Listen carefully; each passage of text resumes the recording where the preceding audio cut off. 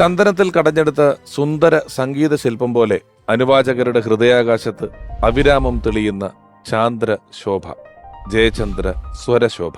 School പഠനകാലം മുതലേ പാട്ടിലും ഉപകരണ സംഗീതത്തിലും ഉടലെടുത്ത പ്രാവീണ്യം ആലാപനത്തോടൊപ്പം കഥകളി, മൃദംഗം, ചെണ്ട, പാഠകം, ചാക്യാർകൂത്ത് തുടങ്ങി വിവിധ കലകളിലും ആ കൊച്ചു കലാകാരൻ പ്രകടിപ്പിച്ചു. പിന്നീട് 1965 കളിത്തോഴൻ എന്ന ചിത്രത്തിലെ മഞ്ഞലയിൽ മുങ്ങിത്തോർത്തി എന്ന ഗാനം ആലപിച്ചുകൊണ്ട് മലയാള ഭാഷയുടെ മാദക ഭംഗി വിളിച്ചോതിയ അദ്ദേഹം 900-ലേറെ സിനിമകളിലൂടെ 1200-ൽ പരം പാട്ടുകൾ പാടി. നീലഗിരിയുടെ സഖികളോട് അനുരാഗ ഗാനം ചൊല്ലിയും പ്രായം നൽകിയ മോഹങ്ങളിൽ ഹർഷബാഷ്പം തൂകിയും പൊന്നുഷസ്സുകളിൽ വടക്കുന്നാഥന് സുപ്രഭാതം പാടിയും നമ്മെ ആവോളം ആനന്ദിപ്പിച്ച ജയചന്ദ്ര സംഗീതം ലളിതഗാനങ്ങളും ഭക്തിഗീതങ്ങളും ഓണപ്പാട്ടുകളും ഉൾപ്പെടെ ചലച്ചിത്രേതര ഗാനലോകത്തും സ്മൃതിയുടെ ചിറകിലേറുവാൻ നമ്മെ പ്രേരിപ്പിച്ചു. തമിഴ്, തെലുങ്ക്, ഹിന്ദി തുടങ്ങി വിവിധ ഭാഷകളിൽ സ്വരവിസ്മയം തീർത്തപ്പോഴും ഞാനൊരു മലയാളി എന്ന് ഉറക്കെ പാടിയ ഭാവഗായകൻ. ഓർമ്മയിലെന്നും പി. ജയചന്ദ്രൻ.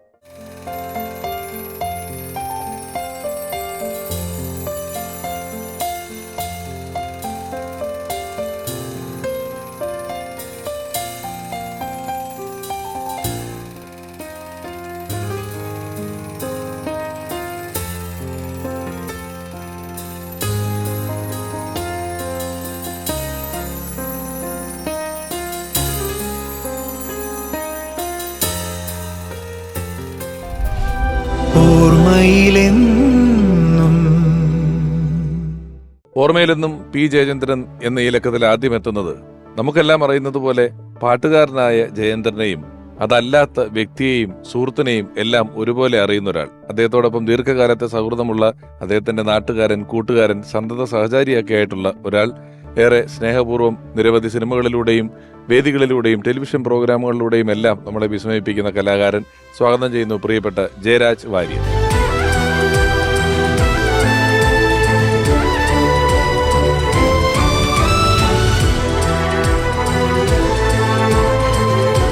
ജയരാട്ടാ, നമസ്കാരം.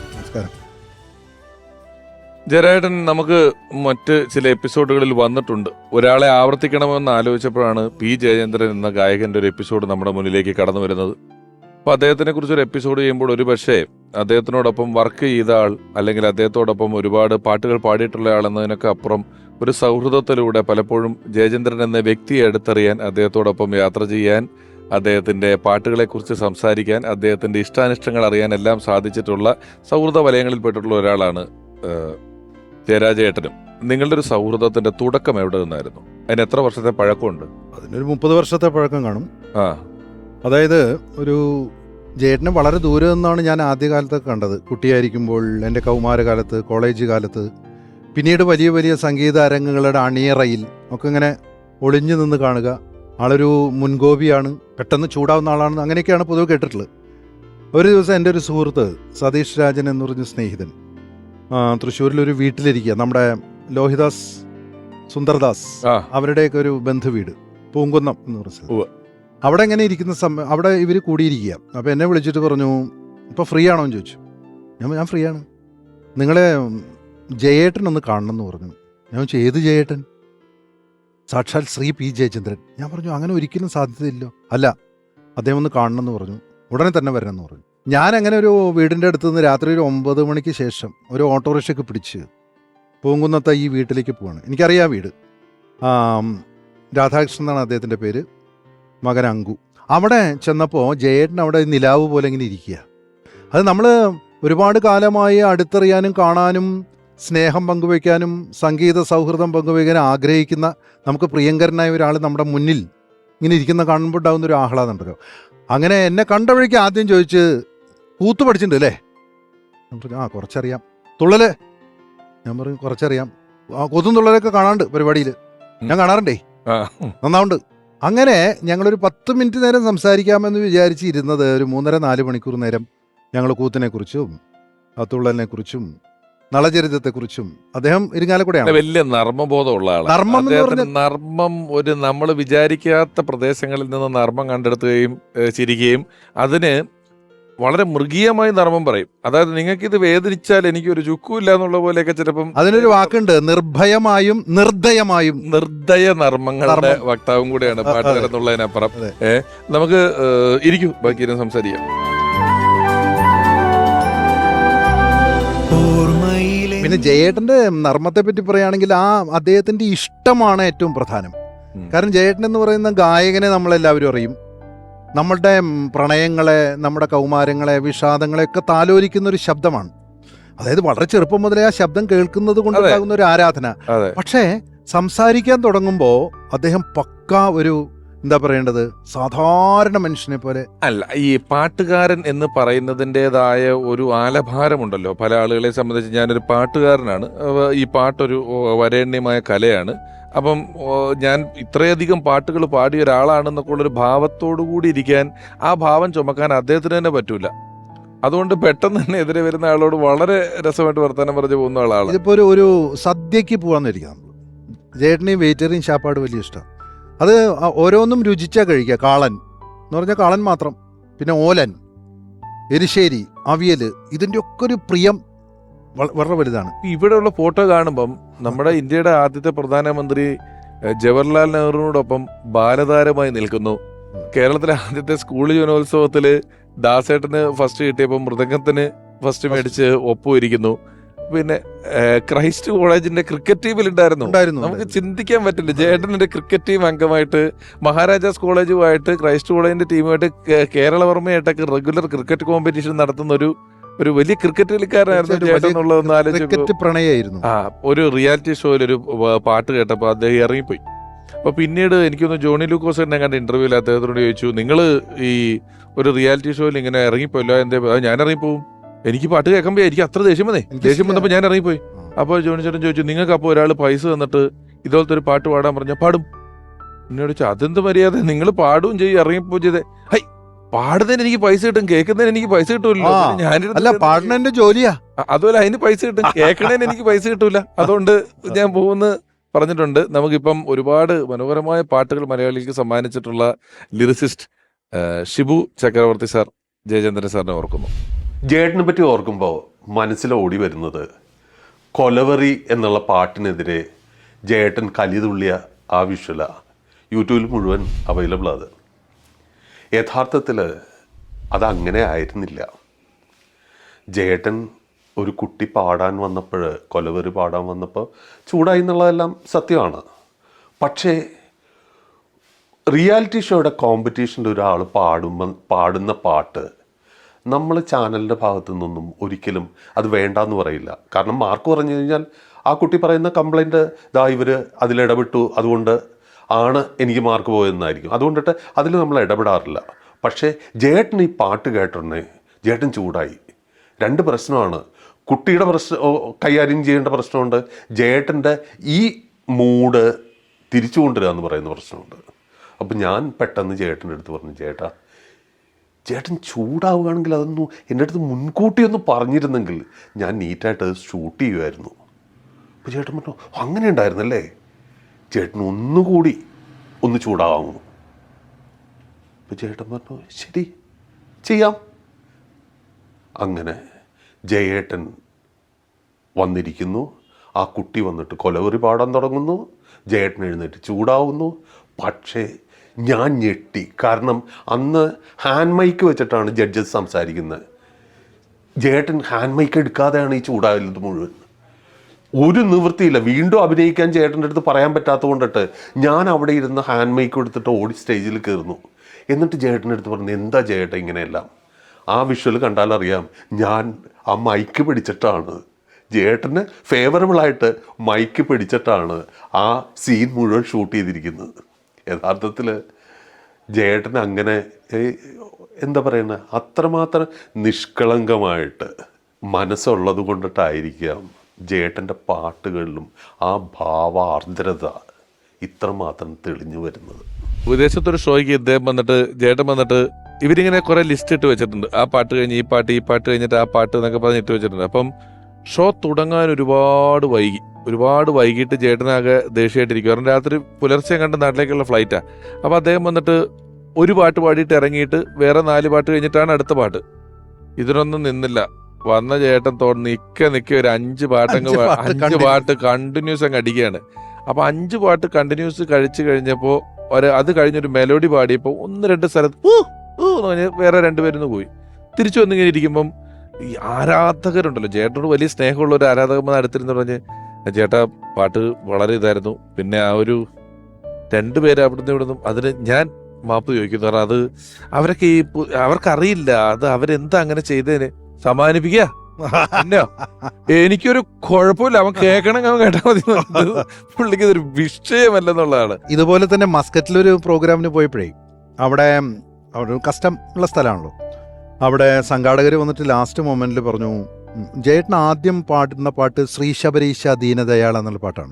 ശ്രീശബരീശ ദീനദയാല മെമലവാഴും ശ്രീകണ്ഠ, ഇതാണ് പാടേണ്ടത്.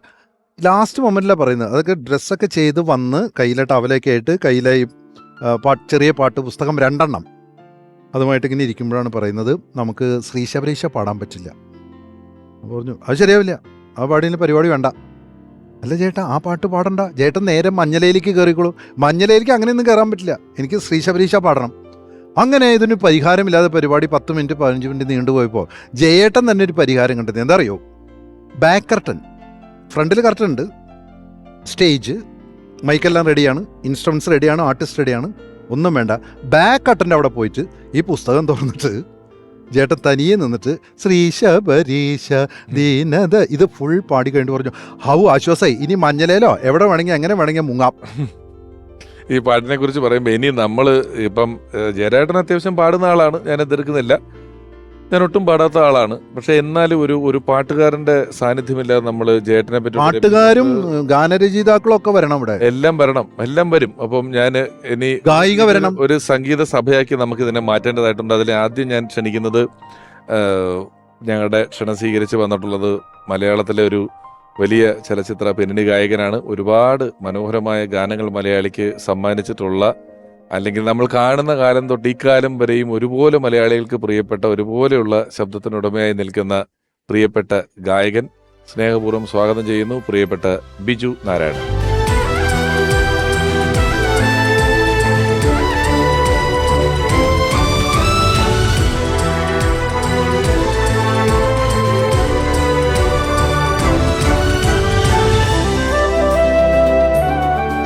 ബിജുചേട്ടാ നമസ്കാരം. നമസ്കാരം.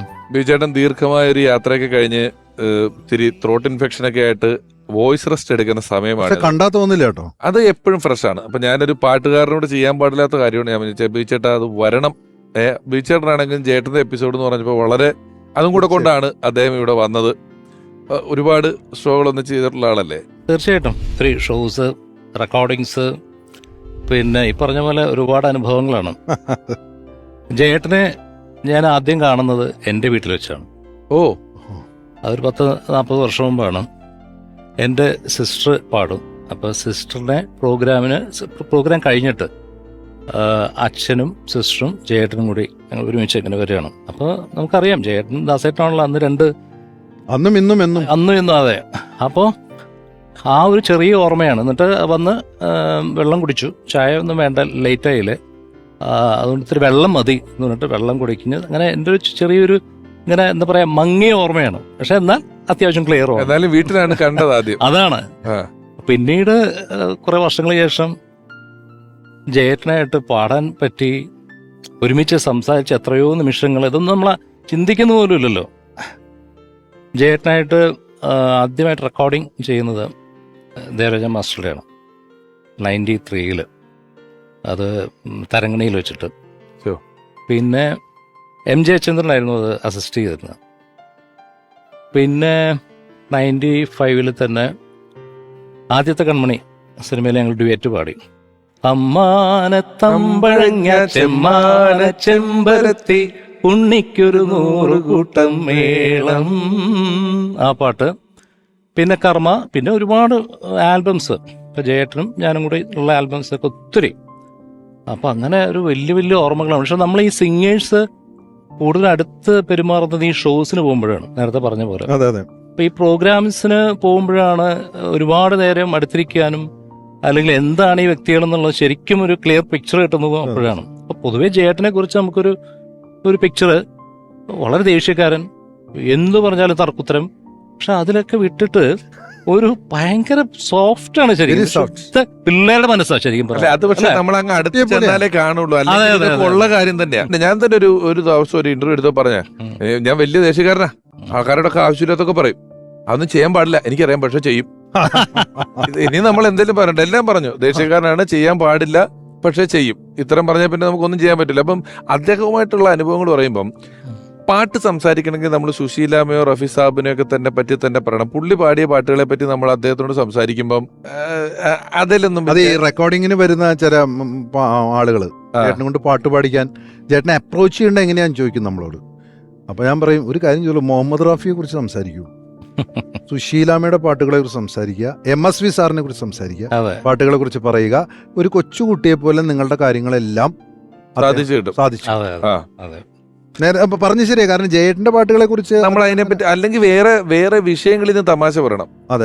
പാട്ടുകളുടെ ഒരു ജോണർ എടുത്തു കഴിഞ്ഞാൽ എല്ലാതരം പാട്ടുകളും ഉണ്ട് കേട്ടോ. ഉണ്ട്, അതെ. എല്ലാത്തരം പാട്ടുകളും അതിനകത്തുണ്ട്. അതിലൊരു പോയിന്റിൽ ടക്കേന്നും പറഞ്ഞ് തമിഴിലേക്ക് ചെന്ന് കയറിയിട്ട് അവിടെ ഇളക്കി മറിച്ച് രാസാത്തി ഉന്നെ പോലെയുള്ള പാട്ടുകൾ പാടി ഇളക്കി മറിച്ച് പോന്നിട്ടുണ്ട്. ഭക്തിഗാനങ്ങൾ എന്ന് പറഞ്ഞാൽ എല്ലാ കാലത്തും പുഷ്പാഞ്ജലി എന്ന് പറയുന്ന പാട്ട്, അതിനകത്തെ വിഘ്നേശ്വര വിഘ്നേശ്വര വടക്കുന്നാഥന് സുപ്രഭാതം പാടാൻ, കൂടുംപണികളെ കണ്ണാലൊടിക്കും, തുയിലുണരുക, കരിമല്ലിവാസ, അത്രയും ആ പാട്ടുകൾ എല്ലാ പാട്ടുകളും ഹിറ്റ് ആണെന്നുള്ളതാണ്. ഇന്നും ഈ ഭക്തിഗാനമുള്ള സ്റ്റേജുകളിൽ എല്ലാവരും പാടും. ആ ഭക്തിഗാന കാസറ്റുകളിൽ റെക്കോർഡ് കച്ചവടം നടന്നിട്ടുള്ള കാസറ്റുകളിലൊന്നാണ് ഭക്തിഗാനങ്ങൾ അത്രയും പാടിയിട്ടുള്ളത്. പിന്നെ ലളിതഗാനങ്ങള് സ്മൃതിതൻ ചിറകിലേറി, ഒന്നിനി ശ്രുതി താഴ്ത്തി എന്ന് പറഞ്ഞാൽ ഇപ്പൊ ഏറ്റവും കൂടുതൽ നമ്മുടെ മലയാളി ചലച്ചിത്ര ആസ്വാദകരെ ഗാനാസ്വാദകർക്ക് ഏറ്റവും ആദ്യം പറയുന്ന രണ്ട് പാട്ടുകൾ, ഒന്ന് മഞ്ഞലയിൽ മുങ്ങി തോർത്തി, പിന്നെ ഒന്നിനി ശ്രുതി താഴ്ത്തി. അതിന്റെ രചന, സംഗീതം, ആലാപനം മൂന്നും ഒരേ ഹൈറ്റാണ്. രചന എന്ന് പറഞ്ഞു കഴിഞ്ഞാൽ ONV സാറിന്റെ ഗംഭീര രചന, ദേവരായ മാസ്റ്ററുടെ രാജകീയമായ സംഗീതം, ജയേട്ടന്റെ ആലാപനം. ആരെയും പാടി ഉറക്കാം, കുഞ്ഞിനെ പാടി ഉറക്കാം, കാമുകിയെ പാടി ഉറങ്ങാം, എന്താ പറയുക, ഭാര്യയെ പാടി ഉറക്കാം, വയസ്സായി കിടക്കുന്ന ഒന്നിനും എണീക്കാൻ പറ്റാ, അങ്ങനെ എല്ലാ തരത്തിലുള്ള ആളുകളെയും പാടി ഉറക്കാനും ഉണർത്താനും കഴിയുന്ന പാട്ടാണ് ഒന്നിനി ശ്രുതി താഴ്ത്തി. അത് ഞാൻ അങ്ങനെയാണെങ്കിൽ ഇപ്പൊ എനിക്ക് രണ്ടുപേരും കൂടി ഇങ്ങോട്ട് വിളിക്കേണ്ടത് വളരെ അത്യാവശ്യ ഒരു ഘട്ടത്തിലേക്കായിരിക്കുകയാണ്. ജേട്ടന്റെ ദീപ്തമായ ഓർമ്മകളിലൂടെ യാത്ര ചെയ്യുന്ന ഓർമ്മയിലെന്നും P. ജയചന്ദ്രൻ എന്നീ ലഘത്തിലേക്ക് ഞാൻ രണ്ടുപേരെ ഒന്നിച്ച് ക്ഷണിക്കുകയാണ്. നമുക്ക് അവരെത്രയും പെട്ടെന്ന് എത്തുക എന്നുള്ളത് നമ്മുടെ എപ്പിസോഡിന്റെ ആവശ്യമായതുകൊണ്ട് രണ്ടുപേരും ഒരുപാട് അംഗീകാരങ്ങൾ കിട്ടിയിട്ടുള്ള, ഒരുപാട് അവാർഡുകൾ കിട്ടിയിട്ടുള്ള ഗായകരാണ്. ഒരുപാട് നല്ല പാട്ടുകൾ നമുക്ക് സമ്മാനിച്ചിട്ടുള്ളവരാണ്. രണ്ടുപേരും ചലച്ചിത്ര പിന്നണി ഗായകരാണ്. രണ്ടുപേരും ജയേട്ടനോടൊപ്പം ഒരുപാട് വേദികൾ പങ്കിട്ടിട്ടുള്ള ആളാണ്. ഹൃദയപൂർവ്വം സ്വാഗതം ചെയ്യുന്നു ഒരു ഗായിക, ഒരു ഗായകൻ സുദീപ് കുമാർ, ഗായിക രാജലക്ഷ്മി.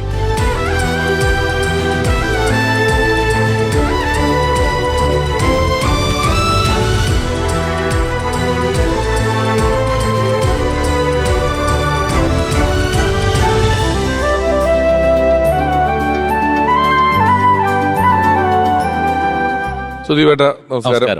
രാജലക്ഷ്മി നമസ്കാരം. ഞങ്ങളിങ്ങനെ ജയേട്ടന്റെ ഓർമ്മകളിലൂടെ പോയിക്കൊണ്ടിരിക്കുകയാണ്. ഉറപ്പായിട്ടും നിങ്ങൾക്ക് രണ്ടുപേർക്കും, രാജലക്ഷ്മിക്കും സുദീപേട്ടനും, ഒരുപാട് വേദികളിലുള്ള പരിചയങ്ങളും ഓർമ്മകളും ഉണ്ട്. ഞാൻ ആദ്യം അതിലേക്ക് കിടക്കണോ? ഞങ്ങൾ ഇത്രയും നേരം വേണ്ടത് പാട്ട് പാടിയിട്ട് അതിലോട്ട് അതായിരിക്കും ആയിക്കോട്ടെ. മല്ലികാ ബാണൻ തന്റെ വില്ലെടുത്തു. അതെ, ഭാസ്കരൻ മാസ്റ്റർ, ദേവരായ മാസ്റ്റർ, അപ്പൊ റെഡിയായി. മാധുരി ജയേട്ടൻ. മല്ലികാബാണൻ തന്റെ വില്ലെടുത്തു, മന്ദാരമലർ കൊണ്ടു ശരം തൊടുത്തു, മാറിലോ എന്റെ മനസ്സിലോ മധുര മധുരമൊരു വേദന, മദകരമാമൊരു വേദന. മല്ലികാബാണൻ തന്റെ വില്ലെടുത്തു, മന്ദാരമലർ കൊണ്ടു ശരം തൊടുത്തു, മാറിലോ എന്റെ മനസ്സിലോ മധുര മധുരമൊരു വേദന, മതകരമാമൊരു വേദന മല്ലികാബാണൻ തൻ്റെ വില്ലെടുത്തു. ഈ പാട്ടിനകത്ത് നമ്മൾ ഈ പാട്ട് ആസ്വദിക്കുന്നുണ്ടെങ്കിലും ശരിക്കും അതിന്റെ അവസാനത്തെ വാക്കാണ് നമ്മളിപ്പോൾ ഇതൊക്കെ പറയുമ്പോഴും വരുന്നത്. നമ്മുടെ ഉള്ളിലൊരു വേദനയാണ് ജയേട്ടനെ കുറിച്ച്. സംശയമില്ല. ഇപ്പോൾ ദേവരാജൻ മാസ്റ്റർ തന്നെ ഈ പാട്ടിനെ കുറിച്ച് പലപ്പോഴും പറഞ്ഞു കേട്ടിട്ടുണ്ട്. ഇപ്പോൾ മധുരതരമായിട്ടുള്ളൊരു വേദനയാണ്, പ്രണയത്തിന്റെ വേദനയാണ് അത്. ജേട്ടനെ കുറിച്ച് ഓർമ്മിക്കുമ്പോഴത്തേക്ക് നമുക്ക് അതുപോലെ മധുരമുള്ളൊരു വേദനയാണ്. അദ്ദേഹം വിട്ടുപോയെങ്കിലും ആ പാട്ടുകൾ സമ്മാനിച്ചിട്ടുള്ള ആ മധുരം ഉള്ളിൽ വെച്ചുകൊണ്ടുള്ള ഒരു അത് മാത്രമല്ല ജയേട്ടന്റെ ഡ്യുവറ്റുകൾക്കും വലിയ പ്രാധാന്യമുണ്ട്. എന്നെ സംബന്ധിച്ച് ഞാനിപ്പോ പാടിയപ്പോഴ് ജേട്ടന്റെ കൂടെ വേദിയില് എല്ലാ വേദിയിലും പാടാറുള്ള പാട്ടാണ് മല്ലികാബാണൻ. മാത്രല്ല ഒരുപാട് ഡുവറ്റ് സോങ്സ് ജയരാട്ടൻ പറഞ്ഞ മാതിരി അതൊരു വല്ലാത്തൊരു ശരദിന്ദു, സീതാദേവി, തൊട്ടേനെ, അങ്ങനെ ഒരുപാട് പാട്ടുകൾ. അത് റെക്കോർഡ് പാടുന്ന ആളാ. അതായത് ഇത്രയും പാട്ടുകൾ അല്ലെങ്കിൽ ഇത്രയും പ്രൊഫൈലുള്ള ഒരു പാട്ടുകാരനെ സംബന്ധിച്ച് സ്റ്റേജ് പാടുമ്പോൾ ഈ കറക്റ്റ് നോട്ട് ഫോളോ ചെയ്യണം എന്നുള്ള നിർബന്ധമല്ലേ, വിട്ടുപോകാം, തെറ്റില്ല അതിനകത്ത്. പക്ഷെ ജേട്ടൻ ഏത് സാഹചര്യത്തിൽ എങ്ങനെ നമ്മൾ പാടാൻ പറഞ്ഞാലും അതാണ് തൃശ്ശൂര് ജയേട്ടന്റെ പരിപാടി പറയുന്ന CD പ്ലേ ചെയ്തു എന്നാ പറയാ. CD-യുടെ കാലം ഉണ്ടായിരുന്നില്ലേ, ആ CD വെച്ചു. അല്ല, 55 വർഷത്തിന് ശേഷവും ആ പാട്ട് പാടി 50 വർഷമായിട്ട് പാടി കഴിഞ്ഞിട്ടും മഞ്ഞലയിൽ മുങ്ങി തോർത്തി വീണ്ടും വന്ന് പാടുമ്പോൾ നമുക്ക് അന്ന് പാടിയതിൽ നിന്ന് അദ്ദേഹത്തിന്റെ ശബ്ദത്തിന്റെ സൗന്ദര്യം കൂടിയതല്ലാതെ ഒരു ഇംപ്രവൈസേഷനും അദ്ദേഹം ട്രൈ ചെയ്യില്ല.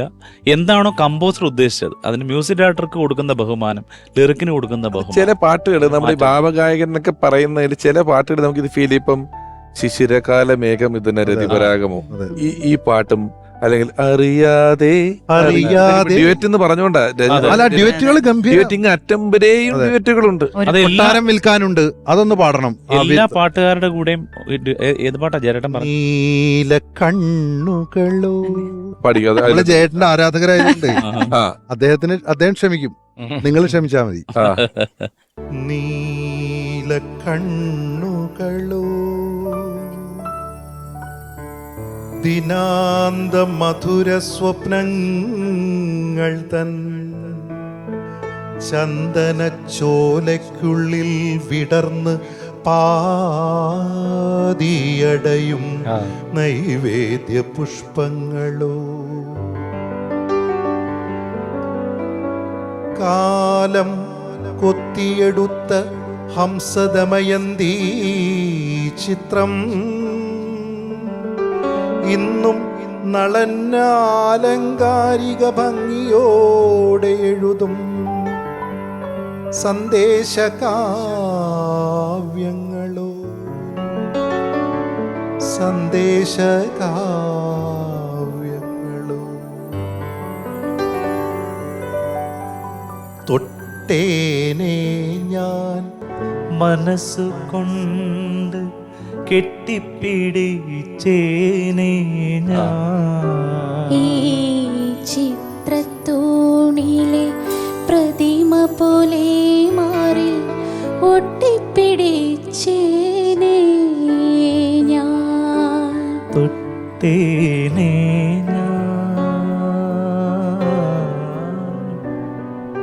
ആ 351 സിനിമകൾക്ക് പാട്ടുകൾ ചെയ്ത ദേവരാജൻ മാസ്റ്റർക്ക് അദ്ദേഹം കമ്പോസ് ചെയ്ത പാട്ടുകളിൽ ആയിരക്കണക്കിന് പാട്ടുകളിൽ ഏറ്റവും ഇഷ്ടമുള്ള ഗാനമായിട്ട് അദ്ദേഹം തിരഞ്ഞെടുത്ത പാട്ടാണിത്. അല്ല ജേട്ടൻ 1200 ചില്ലറ പാട്ടുണ്ട്, അത്രയും പാട്ടുകളാണ് പാടിയത്. പിന്നെ വേറൊരു കാര്യമുണ്ടേ, ഈ അങ്ങനെ ഓടി നടന്ന് പാടുക എന്നുള്ള പ്രശ്നം ജേട്ടനും ഇല്ല. ഞാൻ കേട്ടിട്ടുള്ളത് AR റഹ്മാന്റെ സ്റ്റുഡിയോ ഒരിക്കൽ വിളിച്ചപ്പം ഈ ജേട്ടൻ പറഞ്ഞത് വെള്ളം ചൂടാക്കി വെച്ചേക്കോ കുളിക്കാൻ, ഈ ഫോണിലേക്ക് വന്ന ചൂടാക്കിയത് പിന്നെയും ചൂടാക്കേണ്ടി വരും, തണുത്ത് പോകാണ്ട് കുളിച്ചിട്ട് വരാന്ന് പറഞ്ഞിട്ട് വെച്ചിട്ടുണ്ട് എന്നുള്ളത്. ഓർഗാനിക് ആയിട്ടുള്ള സിംഗറാണ് ചേട്ടൻ, ഓർഗാനിക് മനുഷ്യനും കൂടിയാണ്. നമ്മളിപ്പോ ഇവിടെ ഷൂട്ട് ചെയ്യാനായിട്ട് ഇരിക്കുമ്പോ ഒന്നിങ്ങനെ കേട്ടിരിക്കും, ജേട്ടൻ വന്നാൽ ചേട്ടൻ ഇങ്ങനെ ഒറ്റരിപ്പോ അതിന് പോലും തയ്യാറെടുപ്പില്ല, പാടാനും യാതൊരു ഇതില്ല, ആരെയും പ്രീതിപ്പെടുത്തി. സാധകം ചെയ്യാതെ ഒരു പാട്ടുകാരൻ ഒരു പാട്ടുകൾ നമ്മൾ പാടി എത്ര തവണ നോക്കിയാല ചിലപ്പോൾ ഒരു നന്നായിട്ട് ഒരിക്കൽ വേദി പാടാൻ പറ്റുന്നത്. അദ്ദേഹത്തെ സംബന്ധിച്ച് അങ്ങനെ ഒരു പ്രാക്ടീസ് ഒന്നും ഉള്ളതായിട്ട് എനിക്ക് റിഹേഴ്സലിന് കൃത്യമായിട്ട് വന്ന് പാട്ടിലൊക്കെ പാടി നോക്കുന്നല്ലാതെ അദ്ദേഹം വീട്ടിൽ ഇരുന്ന് ഈ പാട്ടുകളൊക്കെ പാടി കേൾവിയായിരുന്നു അദ്ദേഹത്തിന്റെ ബലം. കേട്ട് പിന്നെ പാടാനുള്ള ശബ്ദമുണ്ട്, സ്വന്തമായിട്ട് ആ വികാരം ഉൾക്കൊണ്ട് പ്രകടിപ്പിക്കാനുള്ള കഴിവുണ്ട്. അതുകൊണ്ട് അദ്ദേഹത്തിന് അതിക്കുള്ള പ്രിപ്പറേഷൻ ആവശ്യമില്ല. മിനിമം പ്രിപ്പറേഷനിൽ ഇത്രയും നന്നായി പാടിയ ഒരു പാട്ടുകാരൻ ഇന്ത്യയിലല്ല, ലോകത്തെങ്ങും അല്ല, ദാസേട്ടനുമായിട്ട് വലിയ സൗഹൃദമാണല്ലോ. ദാസേട്ടനായിട്ട് അത് വലിയ ദീർഘകാലത്തെ സൗഹൃദമാണ്. രണ്ട് എക്സ്ട്രീമാ. അതെ അതെ അതെ. ഒരിടത്ത് ഇതെല്ലാം വളരെ കാര്യമായിട്ട് നോക്കി കിടക്കുന്നുണ്ട്, ഇത് തീർത്തും ആ യേശുദാസ് സാറ് അദ്ദേഹത്തിന്റെ ശബ്ദത്തിന് പറ്റാത്ത ഒരു ആഹാരവും കഴിക്കില്ല, വെള്ളം പോലും കുടിക്കുന്ന വളരെ അതുപോലെ സൂക്ഷിച്ചാണല്ലോ. ജയേട്ടൻ ചോദിച്ചു എന്ന് പറഞ്ഞു, എനിക്കറിയില്ല ചേട്ടാ, ആരോ എന്റെ അടുത്ത് ചേർത്ത് പറഞ്ഞാണ്, ഈ പാട്ട് പാടുന്ന വെച്ചിട്ട് തൈര് കൂട്ടാതെ എങ്ങനെയാണ് ഉച്ചയ്ക്ക് ഭക്ഷണം കഴിക്കുക. അപ്പൊ അദ്ദേഹത്തിന് അങ്ങനെ ചിട്ടവട്ടങ്ങളൊന്നും ഇല്ല. പക്ഷെ അല്ല, എനിക്ക് തൈര് ഒഴിച്ചു നിർത്തിയിട്ടുള്ള പരിപാടിയൊന്നും ഇല്ല. അവര് ദോശ, ഇങ്ങനെ കുറച്ച് മെയിൻ സംഭവങ്ങൾ ഈ പാടാം ആരോമൽ ചേകവർ ആ പാട്ട് ഇവരൊന്നിച്ച് പാടും. ഇവിടമാണ് ഈശ്വര സന്നിധാനം എന്ന് പറയുന്ന പാട്ട് ഇവരൊന്നിച്ച് പാട്ട്. സമയരഥങ്ങളിൽ ഒരു 10-34 പാട്ടുണ്ട്. ഇവർ രണ്ടുപേരും കൂടെ ഉള്ള പാട്ട് തന്നെ ഒരു 10-34 പാട്ട്. അത് പിന്നീട് ഒരിക്കലും അതിന്റെ ഓഡിയോ ഒരു സമയത്ത് അങ്ങനെ ഉണ്ടായിരുന്നല്ലോ, റെക്കോർഡ് ചെയ്തപ്പോ ബിജു ചേട്ടനും ഞാനും കൂടി പാടാം പാടിയിട്ടുണ്ട്. യേശുദാസ് ചേട്ടന്റെ പോർഷൻ ഞാൻ പാടിയത് ഒരു കാസറ്റ് എന്ന് ഇറങ്ങിയിട്ടുണ്ട്. അപ്പൊ പിന്നെ അങ്ങനെ ഇറങ്ങുന്നില്ലല്ലോ പാട്ടുകൾ, റീമിക്സിനൊക്കെ റൈറ്റ്സ് ഇഷ്യൂസ് ഒക്കെ ഉണ്ട്. അല്ല, ഇത് ചില കാര്യങ്ങളില് ഞാന് ബഡായി ബംഗ്ലാവ് എന്ന് പറഞ്ഞൊരു പരിപാടി ഇന്നലൊരിക്കൽ ജേട്ടൻ വന്നിരുന്നു. അപ്പൊ ഇദ്ദേഹം വന്നു കഴിഞ്ഞിട്ട് എപ്പിസോഡിന് നല്ല അഭിപ്രായം കിട്ടി. ഇത് എപ്പിസോഡ് നന്നായതിന്റെ അഹങ്കാരം എനിക്കുമുണ്ട്. അപ്പൊ ഇത് കഴിഞ്ഞിട്ട് വിദേശത്തൊരു പരിപാടിക്ക് സ്റ്റേജിന്റെ ബാക്കിലിരിക്കുമ്പോൾ ഞാൻ ചെന്നിട്ട് ചേട്ടനോട് പറഞ്ഞു, ചേട്ടാ നമ്മുടെ എപ്പിസോഡ് വളരെ നന്നായിരുന്നു, നോക്കി അതല്ല ശരിക്കും വേണ്ട റിയാക്ഷൻ, നന്നായതല്ലേ? അപ്പൊ ഞാൻ ഒന്നുകൂടെ പറഞ്ഞു, അത് വളരെ നന്നായിരുന്നു, ഒരുപാട് പേര് നല്ലതാണെന്ന് പറഞ്ഞു. ഒരുപാട് പേരല്ല, എല്ലാരും പറഞ്ഞോണ്ടിരിക്കുക. ഞാൻ തൃശ്ശൂരിൽ നിന്ന് പുറപ്പെട്ടപ്പോ തൊട്ട് ആൾക്കാര് ബഡായി ബംഗ്ലാവിൽ വന്ന മാമനല്ലേ, ബഡായി ബംഗ്ലാവിൽ വന്ന മാമനല്ലേ, ഞാൻ തന്റെ കൂടെ ബഡായി ബംഗ്ലാവിൽ വന്ന മാമനാ, 50 വർഷമായി പാടുന്നു, 50 വർഷമായിട്ട് പാടണം, ഞാനിപ്പോ ബഡായി ബംഗ്ലാവിൽ വന്ന മാമന അത്ര. ഇവർക്കല്ല, ആൾക്കാർ ലാസ്റ്റ് കണ്ട കാര്യമല്ലേ പറയുള്ളൂ. ആരെങ്കിലും ഇപ്പൊ മഞ്ഞലയിൽ മുങ്ങിത്തോർത്തി നന്നായി എന്ന് പറയണ്ടല്ലോ. ഏറ്റവും അപ് ടു ഡേറ്റ് ആയിട്ട് കണ്ടൊരു കാര്യം എന്നുള്ള നിലയിൽ പുറത്തിറങ്ങുമ്പോൾ ആൾക്കാർ ഇത് പറയുകയാണ്, ബഡായി ബംഗ്ലാവ് കണ്ടു, ബഡായി ബംഗ്ലാവ്. ഇതിന് ദേഷ്യമായി, 50 വർഷമായിട്ട് പാടണം, എവിടെ കണ്ടാലും ബഡായി ബംഗ്ലാവ്. അപ്പൊ ഞാനും ചേട്ടന്റെ അടുത്ത് ഇരുന്നിട്ട് ഒരു 10 മിനിറ്റ് കൊണ്ട് ഇത് പറഞ്ഞ് ചേട്ടൻ അതുകൊണ്ടല്ല, അത് കണ്ട പരിപാടി കണ്ടു എന്ന് അറിയിക്കുന്നതാണ്, അല്ലാതെ അതിൽ വന്ന ആളെന്നുള്ള അർത്ഥത്തിലല്ല പറഞ്ഞ മനസ്സിലാക്കി. അതൊന്ന് സെറ്റിലായപ്പോ എവിടുന്നാന്നറിയാൻ മേലെ ഒരാൾ വന്നിട്ട്, ആഹാ രണ്ടുപേരും ഒന്നിച്ചിരിക്കുവാണല്ലോ, കഴിഞ്ഞ ആഴ്ചയും കൂടെ ബഡായി ബംഗ്ലാവ് കണ്ടാവുള്ളേ, ഇയാളുടെ കാര്യം ഞാൻ പറഞ്ഞു, ഇതുപോലത്തെ കാര്യം പറഞ്ഞെന്നും പറഞ്ഞിട്ട്. ഇപ്പൊ ഈ ട്രോളുകളുടെ കാലഘട്ടമാണല്ലോ, ഇപ്പൊ കുറച്ച് വർഷങ്ങളായിട്ട് നമ്മൾ കേട്ടോണ്ടിരിക്കുകയാണ്. എനിക്ക് നമ്മൾ ഈ പാട്ടുകാർ അല്ലെങ്കിൽ കലാകാരുടെ ഇടയിൽ ആദ്യം തുടങ്ങി വെച്ചത് ജയേട്ടനാണെന്ന് എനിക്ക് തോന്നുന്നു. കാരണം പണ്ട് ഒരുപാട് പേരുടെ, ഞാനൊക്കെ ഇതില് എന്താ പറയാ പെട്ടുപോയ ഒരാളാണ്. ഈ ഞാന് അത് ഈ ഇലക്ട്രോണിക്സിനോടൊക്കെ ഭയങ്കര താല്പര്യമായിരുന്നു. ഈ മൊബൈൽ ഫോൺ വന്നപ്പോൾ തന്നെ ഒരെണ്ണം മേടിച്ചു വെച്ചു 96 കാലഘട്ടങ്ങളിൽ. പിന്നെ പുതിയ മോഡൽസ് അന്ന് ഇപ്പം ഇല്ല, അന്ന് ഭയങ്കര ക്രേസ് ആയിരുന്നു. അപ്പോൾ അത്യാവശ്യം സ്റ്റുഡിയോയിലൊക്കെ എല്ലാവരും ഇങ്ങനെ കൊണ്ടുവരുമ്പോഴത്തേക്ക് അടുത്തൊന്ന് ഇരിക്കുക, ഒരു അത്ഭുത ജീവിയെ പോലെ നോക്കിക്കൊണ്ടിരിക്കുന്ന കാലഘട്ടമാണ്. അപ്പോൾ ജയേട്ടൻ്റെ അടുത്ത് ചിറ്റൂർ ഗോപിച്ചേട്ടൻ ഭയങ്കര ബന്ധമാണ്, ലിറിക്സിസ്റ്റ് ഗോപിച്ചേട്ടൻ. അപ്പോൾ ഗോപിച്ചേട്ടൻ പറഞ്ഞു, ഗോപിച്ചേട്ടൻ അവരുടെ ബന്ധം വെച്ചിട്ട് ഇടയ്ക്ക് ഇങ്ങനെ പിരിയേറ്റിരിക്കുന്ന രീതിയിൽ സംസാരിക്കും. അപ്പോൾ അറിഞ്ഞില്ലേ ചേട്ടാ, ബിജു മൊബൈൽ ഫോൺ എടുത്തിട്ടുണ്ട്. ഞാൻ അറിഞ്ഞു, അവനിപ്പോ സ്റ്റുഡിയോയിൽ തോക്കും കൊണ്ടാ വരണേന്ന്. ഞാൻ അറിഞ്ഞു, വലിയ മൊബൈൽ തോക്കും കൊണ്ടാ വരണേ. അപ്പൊ നമുക്ക് എന്താ പറയാ, നമ്മൾക്ക് ജയേട്ടന് ദേഷ്യം തോന്നില്ല. അങ്ങനെയൊക്കെ നമ്മുടെ പേര് പറഞ്ഞല്ലോ, നമുക്ക് അവിടെ ഹാപ്പിയാണ്. എന്നെ ഇതുപോലെ ഒന്ന് കളിയാക്കിയിട്ടുണ്ട് ജയേട്ടൻ, കുറെ കളിയാക്കിയിട്ടുണ്ട്. അതിൽ ഒന്നെനിക്ക് ഭയങ്കരമായിട്ട് ശരി വന്നു. ചെന്നൈയിലെ ഒരു പരിപാടിക്ക് ഞാനൊരു പിങ്ക് കളർ, ഒരു റോസ് കളർ ഒരു ഡ്രസ്സൊക്കെ ഇട്ടിട്ട് ഞാൻ ഇങ്ങനെ വന്നപ്പോൾ ജയേട്ടൻ ഇങ്ങനെ കിട്ടുക, ഇതെന്താ കാവടിക്ക് പോവാ. ഈ പുഷ്പാഞ്ജലി എന്ന് പറഞ്ഞ ആൽബം ഒരുപക്ഷെ മലയാള ഭക്തിഗാന ചരിത്രം എടുക്കുമ്പോൾ ഏറ്റവും പോപ്പുലറായ, ഏറ്റവും സൂപ്പർ ഹിറ്റായ പാട്ടുകൾ, പോപ്പുലർ എന്ന് മാത്രമല്ല അതിന്റെ പാട്ടുകളുടെ നിലവാരം നോക്കുമ്പോഴും എല്ലാ പാട്ടുകളും ഒന്നിനൊന്ന് ബെറ്റർ. ആ പാട്ടിന്റെ റെക്കോർഡിങ്ങിനെ കുറിച്ച് ജയേട്ടൻ പറഞ്ഞ ഒരു അനുഭവം ഞാൻ ഓർമ്മിക്കുകയാണ്. ജയേട്ടൻ പറഞ്ഞ അത് റെക്കോർഡ് ചെയ്യാൻ വേണ്ടി കേശവ നമ്പൂതിരി അദ്ദേഹമായിട്ട് ചെന്നൈയിൽ പോയി. അന്ന് എന്തോ ഒരു പ്രശ്നം ഉണ്ടായിരുന്നു, എന്തോ മ്യൂസീഷ്യൻസ് യൂണിയന്റെ സമരമോ അങ്ങനെ എന്തോ ഒരു പ്രശ്നത്തിൽ ഒരു പ്രതീക്ഷിച്ച ദിവസം റെക്കോർഡ് ചെയ്യാൻ പറ്റിയില്ല, അങ്ങനെ എന്തോ ഒരു പ്രശ്നം ഉണ്ടായി. പിറ്റേ ദിവസം റെക്കോർഡ് ചെയ്ത് നോക്കുമ്പോൾ പ്രതീക്ഷിച്ച പോലെ നല്ല മ്യൂസീഷ്യൻസിനെയും ഫസ്റ്റ് ലെയർ മ്യൂസീഷ്യൻസിനെ കിട്ടുന്നില്ല. അങ്ങനെ ആരെയൊക്കെ കുറച്ച് പേരെ സംഘടിപ്പിച്ചിട്ട് റെക്കോർഡ് ചെയ്തു. അപ്പോഴേക്കും ഈ കേശവ നമ്പൂതിരി സാറിന് വലിയ ടെൻഷനായി. കാര്യം അദ്ദേഹം അതിനു മുമ്പ് ചെന്നൈയിൽ പോയി റെക്കോർഡ് ചെയ്തിട്ടില്ല, ആകാശവാണിയിലായിരുന്നല്ലോ അദ്ദേഹത്തിന് ജോലി. അപ്പോൾ ഇങ്ങനെ ടെൻഷനിലിരിക്കുമ്പോഴും ജയേട്ടനാണ് കോൺഫിഡൻസ് കൊടുക്കുന്നത്, കുഴപ്പമില്ല നമുക്ക് ശരിയാക്കാം. അങ്ങനെ ഇത് 5-6 മണിക്കൂർ കൊണ്ടാണ് ഈ 10 പാട്ടുകൾ റെക്കോർഡ് ചെയ്തിട്ടുള്ളത്. നമ്മൾ ഈ കേൾക്കുന്നത് പല പാട്ടുകളും അദ്ദേഹം ഒരു ടേക്കേ പാടിയിട്ടുള്ളൂ, വിത്ത് ഓർക്കസ്ട്ര. അന്ന് മൾട്ടി ട്രാക്ക് പരിപാടികളൊന്നുമല്ല, വിത്ത് ഓർക്കസ്ട്ര സിംഗിൾ ടേക്ക് പാടിയ 10 പാട്ടുകളാണ്. അതിലെ ഭൂരിഭാഗം പാട്ടുകൾ ഒരു ടേക്കേ പാടിയിട്ടുള്ളൂ. അങ്ങനെ പാടിയതാണ് നമ്മളിപ്പോ കേട്ട് വിസ്മയിച്ച് അതിന്റെ ഒരു 40% പാടാൻ നമ്മൾ കഷ്ടപ്പെട്ടുകൊണ്ടിരിക്കുന്ന ആ പാട്ടുകളാണ്. നമ്മൾ ഇനി ജേട്ടന്റെ ഓർമ്മകളുമായി എത്തുന്നത്, ജേട്ടൻ ഒരുപാട് മികച്ച പാട്ടുകൾ സമ്മാനിച്ച സംഗീത സംവിധായകനാണ്. പ്രേമിക്കുമ്പോൾ നീയും ഞാനും, കഥയെ മമ, കാട്ടാറിന് തോരാത്തൊരു പാട്ടുണ്ടോ തുടങ്ങി ഒരുപാട് മനോഹര ഗാനങ്ങൾ സമ്മാനിച്ച സംഗീത സംവിധായകൻ ബിജിപാൽ.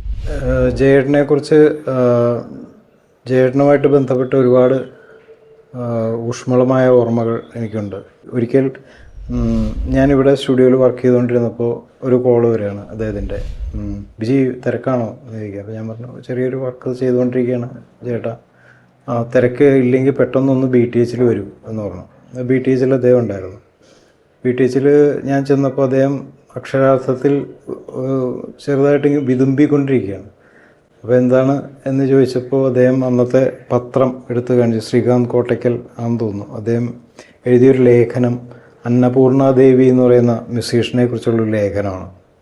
അത് വായിച്ചിട്ട് അദ്ദേഹം ഇമോഷണലായിട്ട് കരയുകയാണ്. അപ്പോൾ വിജയ് ഇത് കണ്ടോ, ഒരു ഒരു സംഗീതജ്ഞയുടെ ജീവിതം, ഇതൊക്കെ ആർക്കറിയാം എന്നൊക്കെ പറഞ്ഞിട്ട് വല്ലാതെ തേങ്ങുന്ന ഒരു ചേട്ടനെയാണ് ഞാൻ കണ്ടിട്ടുള്ളത്. അപ്പോൾ അദ്ദേഹത്തിൻ്റെ ഒരു ആരാധന, അതായത് സംഗീതജ്ഞരോടും പ്യുവർ സംഗീതത്തിനോടുമുള്ള അദ്ദേഹത്തിൻ്റെ അളവറ്റ ആരാധന പണ്ട് തൊട്ടേ എനിക്ക് ഫീൽ ചെയ്തിട്ടുണ്ട്. എല്ലാവർക്കും അറിയാം അദ്ദേഹം പാട്ടിനെ പ്രേമിക്കുകയാണ് ചെയ്യുന്നത്. അത്രയ്ക്കധികം ഉള്ളിലെടുത്താണ് അദ്ദേഹം പല പാട്ടുകളും കേൾക്കുകയും പഠിക്കുകയോ ചെയ്യുന്നത്. കാണാപ്പാടം പഠിക്കും. അപ്പോൾ അത് പറഞ്ഞ് കുറച്ച് ഡീറ്റെയിൽ ആയിട്ട് അദ്ദേഹം ഇങ്ങനെ പറഞ്ഞിട്ട് പെട്ടെന്ന് പറഞ്ഞ് ബിജി വർക്കില്ലല്ലേ പൊക്കോളൂ എന്ന് പറഞ്ഞിട്ട് എന്നെ സ്റ്റുഡിയോയിലേക്ക് പറഞ്ഞ് വിടുകയാണ്. ഒരു 10-15 മിനിറ്റ് അദ്ദേഹത്തിന് ആവശ്യമുണ്ടായിരുന്നുള്ളൂ. എൻ്റെ പാട്ടിനെ കുറിച്ച് ഒരുപാട് പറയാനുണ്ടെങ്കിൽ ഒരുപാട് പറയാനുണ്ട്. അദ്ദേഹത്തിൻ്റെ ആലാപനത്തെക്കുറിച്ച് ഒരു പക്ഷേ അതിൻ്റെ ഇൻട്രിക്കസിയെക്കുറിച്ച്, ന്യൂവാൻസസിനെ കുറിച്ച് ഒരുപാട് ഞാൻ പഠിക്കാൻ ശ്രമിച്ചിട്ടുണ്ട്. ഇപ്പോഴും പഠിക്കാൻ ശ്രമിക്കുന്നു. എന്താണ് ജയേട്ടൻ്റെ ഒരു എക്സ് ഫാക്ടർ, എന്താണ് മറ്റു പാട്ടുകാർക്ക് അനുകരിക്കാൻ പറ്റാത്ത രീതിയിൽ ഉള്ള എന്തോ ഒരു മാജിക് അദ്ദേഹത്തിൻ്റെ വോയിസിൽ, അദ്ദേഹത്തിൻ്റെ ആലാപനത്തിലുണ്ട്. അതെന്താണെന്ന് ഇപ്പോഴും ഞാൻ അന്വേഷിച്ചുകൊണ്ടിരിക്കുന്നു. അപ്പോൾ ബിജി ചേട്ടൻ ഇത് പറഞ്ഞ സ്ഥിതിക്ക് നമുക്ക് ബിജി ചേട്ടൻ്റെ ഒരു പാട്ടിന്റെ 2 വരി കേട്ടാൽ. പ്രേമിക്കുമ്പോൾ നീയും ഞാനും. രാജീവ് ഇവിടെ ഇരിക്കുകയല്ലേ? അതെ അതെ. പ്രേമിക്കുമ്പോൾ നീയും ഞാനും നീരിൽ വീഴും പൂക്കൾ, ഓളങ്ങൾ തൻ ഏതോ തീരിൽ പകലറിയാൻ ഇരവറിയാൻ ഒഴുകുകയല്ലോ, അലയുകയല്ലോ. പ്രേമിക്കുമ്പോൾ നീയും ഞാനും നീരിൽ വീഴും പൂക്കൾ, ഓളങ്ങൾ തൻ ഏതോ തേരിൽ പകലറിയാൻ ഇരവറിയാൻ ഒഴുകുകയല്ലോ, അലയുകയല്ലോ. ഒരു ബിജിയുടെയാണ് ഞങ്ങളുടെ തൃശ്ശൂർക്കാരുടെ പാട്ട് പൂരങ്ങളുടെ പൂരം, എന്റെ ജനലരികിൽ ഇന്ന്, എത്രയോ പാട്ടുകൾ ഉണ്ട്. ഞാനൊരു മലയാളി. മലയാളി. ഈ അദ്ദേഹത്തിന്റെ പാട്ടുകളുടെ ഈ നേരത്തെ പറഞ്ഞതുപോലെ ലളിതഗാനങ്ങളുടെ ഒരു സെറ്റ് എടുത്താല് ഒരു സമയത്ത് ഇപ്പൊ അങ്ങനെ ലളിതഗാനങ്ങളിലൊക്കെ ആൽബം എന്നുള്ളൊരു സെറ്റിലോട്ടായിട്ട് മാറിപ്പോയിട്ടുണ്ട്. ലളിതഗാനങ്ങൾ തന്നെ നമ്മൾ ഇപ്പം ഒന്നിന് ശ്രുതി താഴ്ത്തി നമ്മൾ പറഞ്ഞു, ഒന്നിനി ശ്രുതി താഴ്ത്തിയുടെ കൂടെ തന്നെ വേറൊരു പാട്ട് കൂടെ ഉണ്ട് വളരെ പോപ്പുലർ. നീലക്കായലിൽ ഓളപ്പാത്തിയിൽ നൃത്തം വയ്ക്കുന്നതേതു വെള്ളം, ഓ കാണാനെത്തുവിൻ മാരനേറിയ പൂനിലാവണി പൊൻതോണി, ഓ നീലക്കായലിൽ. ഇത് ദൂരദർശന് വേണ്ടി ചെയ്ത പാട്ടാണ്. ദേവരാജ മാഷ്, ഭാസ്കരൻ മാസ്റ്റർ, മാധുരിയമ്മ ഒക്കെ കൂടെ ചേർന്ന് പാടിയിട്ടുള്ള പാട്ടാണ്. അതുപോലെ ഈ ദൂരദർശൻ തമിഴ് ചാനലിന് വേണ്ടിയിട്ട് ജയേട്ടൻ പാടിയ ഒരു പാട്ടുണ്ട്. പൊതികൈത്തോ മറ്റാണോ എന്റെ പേര്? അതെ. എനിക്കൊരു സംശയമുണ്ട്. അല്ല, പൊതികയാവുന്നതിന് മുമ്പാണോ ഡൗട്ട്. തമിഴ് അതായത് ജയേട്ടനോട് നമ്മൾ വർത്താനം പറഞ്ഞാലും നമ്മൾ വേറെ എന്തെങ്കിലും പറഞ്ഞ് ടിവിയെ പറ്റി പറഞ്ഞ പൊതുകൈ പറഞ്ഞിട്ട് ഞാനുണ്ട്. ആ പാട്ട് വരും, നല്ല പാട്ട് വരും. അത് പഴയ തമിഴ് പാട്ടുകൾ വരുന്നതാണ്. അതിന്റെ ഒരു പ്രചാരകനായിരുന്നു ജയേട്ടൻ. തീർച്ചയായിട്ടും രാത്രി 12 മണിക്കൊക്കെ വിളിച്ചിട്ടാ പറയാ. ആ ശിവാജിനെ കണ്ടോ? ശിവാജി സാറിന്റെ ഫേസ് കണ്ടോ? നിങ്ങളിതൊക്കെ കണ്ടു പഠിക്കണം. നിങ്ങളൊക്കെ ആക്ടേഴ്സ് ആണോ? ശിവാജി സാറിനെ നോക്കൂ. ജയേട്ടൻ ഒരു കാര്യം നമ്മൾ പറയണം കേട്ടോ. പലപ്പോഴും നമുക്ക് മലയാളം പാട്ടിനേക്കാളും കൂടുതൽ സ്നേഹിക്കുന്നത് തമിഴ് പാട്ടാണോ എന്ന്. തീർച്ചയായിട്ടും MSV സാറ്, സുശീലാമ്മ, ഈ പറഞ്ഞ പോലെ ശിവാജി സാറ്. അത് കേൾക്കാൻ ഇഷ്ടം അതാണ് കൂടുതൽ. കേൾക്കാൻ ഇഷ്ടം അതായിരുന്നു. അതാണ് അത് അല്ല, കേൾക്കാൻ ഇഷ്ടം മാത്രമല്ല, ഇപ്പൊ നമ്മളിപ്പോ ഇങ്ങനെയൊക്കെ ഇരിക്കുമ്പോഴത്തേക്കും പാടാനും പാടിത്തരുവാനും ഇങ്ങനെ കിടന്നിട്ടൊക്കെ പാടാനും ഒക്കെ പുള്ളിക്ക് സൗകര്യം കൂടുതൽ ആ പാട്ടുകൾ. ഈ പറഞ്ഞു വന്നതേ വേറെ കാര്യം, ഇപ്പൊ ബിച്ചേട്ടൻ പറഞ്ഞപ്പോഴ ഞാൻ അദ്ദേഹം കസേരയിൽ ഇരിക്കുന്നത് വളരെ കുറവേ കണ്ടിട്ടുള്ളൂ. കസേര കിടക്കുക. അതെ അതെ. ഇത് ഇങ്ങനെയല്ലേ സ്ഥിരം കസേരയിൽ കിടക്കുന്ന പോലെ വേറൊരു സംഭവമുണ്ട്. പരപ്പനങ്ങാടി എന്ന് പറഞ്ഞ സ്ഥലത്ത് ഒരു പ്രോഗ്രാമിന് പോയിട്ട് ദോശ സമയത്ത് വന്നില്ല. അപ്പൊ തന്നെ ദേഷ്യം പിടിച്ചു. അവിടെ സന്തോഷത്തിന്റെ ഒരാളെ കൊണ്ടുപോയത്, ആരാധകനാ. ഇത് കഴിഞ്ഞിട്ട് പറഞ്ഞു, എന്റെ പരിപാടി കഴിഞ്ഞ് റൂമിലെത്തുമ്പോഴേക്കും ദോശ വരണം. റൂമിൽ വന്നു. കാത്തിരിപ്പ് 15 മിനിറ്റ് നീണ്ടു. അപ്പൊ കട്ടിലൊന്നും മലർന്ന് കിടന്നു. 20ാമത്തെ മിനിറ്റിൽ ദോശ വന്നു. അപ്പൊ അവനുള്ള പ്രതിഷേധം എന്തായിരുന്നു അറിയോ? ദോശ അവിടെ വയ്ക്ക്, വെള്ളം കൊണ്ടുപോവാ, കിടന്നിട്ട് കൈ കഴുകി. കമഴ്ന്ന് കിടന്നിട്ട് ദോശ കഴിച്ചു. ഒരു സുഖം. കമഴ്ന്ന് കിടന്ന് ദോശ കഴിക്കുമ്പോ കാല് പൊക്കി ആസ്വദിച്ചു. ഇത് കഴിഞ്ഞിട്ട് വീണ്ടും വെള്ളം കൊണ്ടുവരാൻ പറഞ്ഞു. കൈ കഴുകി പാത്രം എടുത്തുകൊണ്ടായിട്ട് സുഖായി എന്നുകൊണ്ട് മലർന്ന്. ഇതാണ്. അല്ല, ഞാൻ പറഞ്ഞത് ദൂരദർശന്റെ തമിഴ് ചാനലിൽ MSVയുടെ മ്യൂസിക്കിൽ ജയേട്ടനും വാണിയമ്മയും കൂടെ പാടിയൊരു പാട്ട് വരും. അത് നമ്മൾ പിന്നീട് ആ പാട്ടിന്റെ ലിറിക്സ് എല്ലാവർക്കും അറിയാം. കണ്ണുക്ക് മയ്യഴക്, കവിതയ്ക്ക് പൊയ്യഴക്. അത് സിനിമയിൽ പിന്നീട് ഉണ്ണിയേട്ടൻ ഒക്കെ പിന്നെ പാടിയത് വളരെ മുമ്പുള്ള. അതിന് വളരെ മുമ്പ് ഇത്. അത് പക്ഷെ ഫുൾ ലിറിക്കുണ്ട്. ഇപ്പൊ നമ്മൾ സിനിമയിൽ കേൾക്കുന്ന കുറച്ച് എഡിറ്റഡ് ആണ് വൈരമുത്തുവിന്റെ. പക്ഷെ ഇത് ഫുൾ സോങ് ആയിട്ട് കണ്ണുക്ക് മയ്യഴക്, കവിതയ്ക്ക് പൊയ്യഴക്, അത് വാണിയമ്മയാണ്. യാനയ്ക്ക് കൊമ്പഴക്, അവർക്ക് നാനഴക്. ജയേട്ടന്റെ ഒരു സ്റ്റൈൽ. അത് മാത്രമല്ല, ജയേട്ടൻ പാൻസിന്റെ 2 പോക്കറ്റ് കൈയൊക്കെ ഇട്ടിട്ട് സുന്ദരനായിട്ടുള്ള ജയേട്ടൻ. എനിക്ക് തോന്നുന്നു ഒരു 45 വയസ്സ് ഒക്കെ ഉണ്ടാവുള്ളൂ. വേറെ ഒരു കാര്യമുള്ളത്, ഈ അഭിനയം ഇഷ്ടമാണ്. ഓ, അസാധ്യ ആക്ടറാണ്. അല്ലാതെ നമുക്ക് കണ്ട സിനിമകളിൽ അറിയാലോ. ഈ നക്ഷത്രങ്ങളില് ആ ഒരു ക്യാരക്ടർ എന്ന് പറയുന്നത് ശരിക്കും അസാധ്യമായിട്ട് അഭിനയിച്ചിട്ടുണ്ട്. പക്ഷെ അത് നമുക്ക് അടുത്തറിയുന്നവർക്ക് അറിയാം, അതാണ് യഥാർത്ഥത്തിലുള്ള ജയേട്ടൻ. അതെ അതെ അതെ. ശരിക്കുള്ള ജയേട്ടനാണ് ഹരിഹരൻ സാർ ആ സിനിമയിലുള്ള. ട്രിവാൻഡ്രം ലോഡ്ജിലും ഉണ്ട്. ഈ നക്ഷത്രങ്ങളിലൊരു കാര്യം എന്ന് വെച്ചാൽ, ഇത് കയറി ഇറങ്ങി പോകുമ്പോ അവിടെ ഒരു അവരുടെ വീട്ടിലോട്ട് കയറുന്ന ഇടനാടിയിൽ ഒരു കുരങ്ങനെ കെട്ടിയിട്ടുണ്ട്. അതിനോട് ഇന്ററാക്ട് ചെയ്യുന്ന ചുരുക്കം ചില ക്യാരക്ടറിൽ ജയേട്ടനാ. നമ്മൾ കുരങ്ങനെ മൈൻഡ് ചെയ്യില്ല, ഇങ്ങനെ പോക്കിന് വേണ്ടി കൊരങ്ങൻ ഇങ്ങനെ ചേട്ടൻ.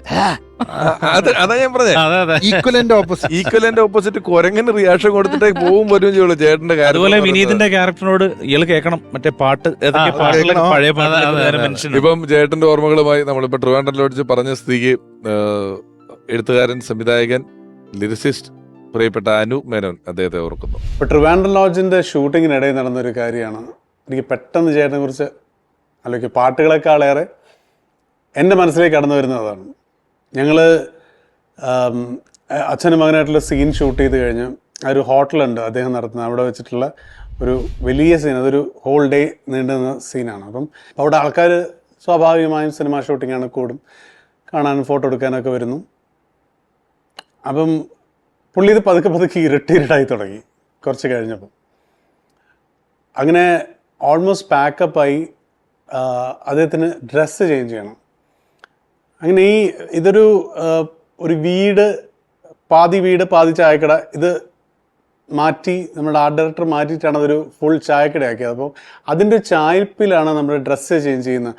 അപ്പം ഇദ്ദേഹം ഡ്രസ്സ് മാറാൻ പോയപ്പോൾ രാത്രിയായി, ആൾക്കാരൊക്കെ ചുറ്റും കൂടി. അപ്പോൾ ഈ ഡ്രസ്സ് മാറുന്നിടം എന്ന് പറയുന്നത് അപ്പുറത്ത് ആൾക്കാർ കാണാം. ജയേട്ടൻ വളരെ സന്ദർഭോചിതമായ ഒരു ചീത്ത പറഞ്ഞു ഇവിടെ. അതോടെ അവിടെ ഇറ്റ് വാസ് റിയൽ മേഹമാണ്. കാരണം വെച്ചാൽ ഇങ്ങനൊരു സ്ഥലത്ത് വന്ന് ഒരാൾ ഒരു ക്രൗഡിലേക്ക് ഇത് പറയുക എന്ന് പറയുന്നത് ഞാൻ അപ്പുറത്തുണ്ട്, എന്ത് ചെയ്യണമെന്ന് അറിഞ്ഞുകൂടാ. കാരണം അത് ഭയങ്കര വോളറ്റൈൽ സിറ്റുവേഷനാണ്. പിന്നെ കണ്ടതെന്ന് വെച്ചാൽ അവിടെ വണ്ടി വളയുന്നു, നമ്മുടെ ഒരു സിനിമയുടെ ഒരു ടാക്സി പോലും വെളിയിൽ പോവില്ല എന്ന സിറ്റുവേഷൻ ആവുന്നു. അദ്ദേഹം മാപ്പ് പറയണം എന്നുള്ളതാണ്. അദ്ദേഹത്തിൻ്റെ മാപ്പ് പറയിക്കാനുള്ള ഉത്തരവാദിത്തം എൻ്റെ ആയി. ഞാൻ പതുക്കെ പോയി. പിന്നെ ഈ പറയുന്ന ഭയഭക്തി ബഹുമാനങ്ങളല്ലാതെ അദ്ദേഹത്തോട് വേറൊന്നും അങ്ങനത്തെ ഒരു സൗഹൃദമൊന്നുമില്ലല്ലോ. അദ്ദേഹത്തിനോട് കുറേ ഞാൻ പറഞ്ഞിട്ട് പറഞ്ഞു, ഒരു സോറി ആണ് അവർ ആഗ്രഹിക്കുന്നത്. കുറേ നേരം എന്നെങ്ങനെ നോക്കിയിട്ടാണ്, സോറി ഞാൻ പറയില്ല, സോറി ഞാൻ പറയില്ല, അതന്നെ. അപ്പം ഏകദേശം കാര്യങ്ങൾ തീരുമാനമായി. ഇന്ന് രാത്രി ഞങ്ങൾക്ക് അവിടെ നിന്ന് പോകാൻ പറ്റില്ല, അടിയും കിട്ടും ചിലപ്പോൾ എന്നുള്ള സിറ്റുവേഷനിലേക്ക് എത്തി.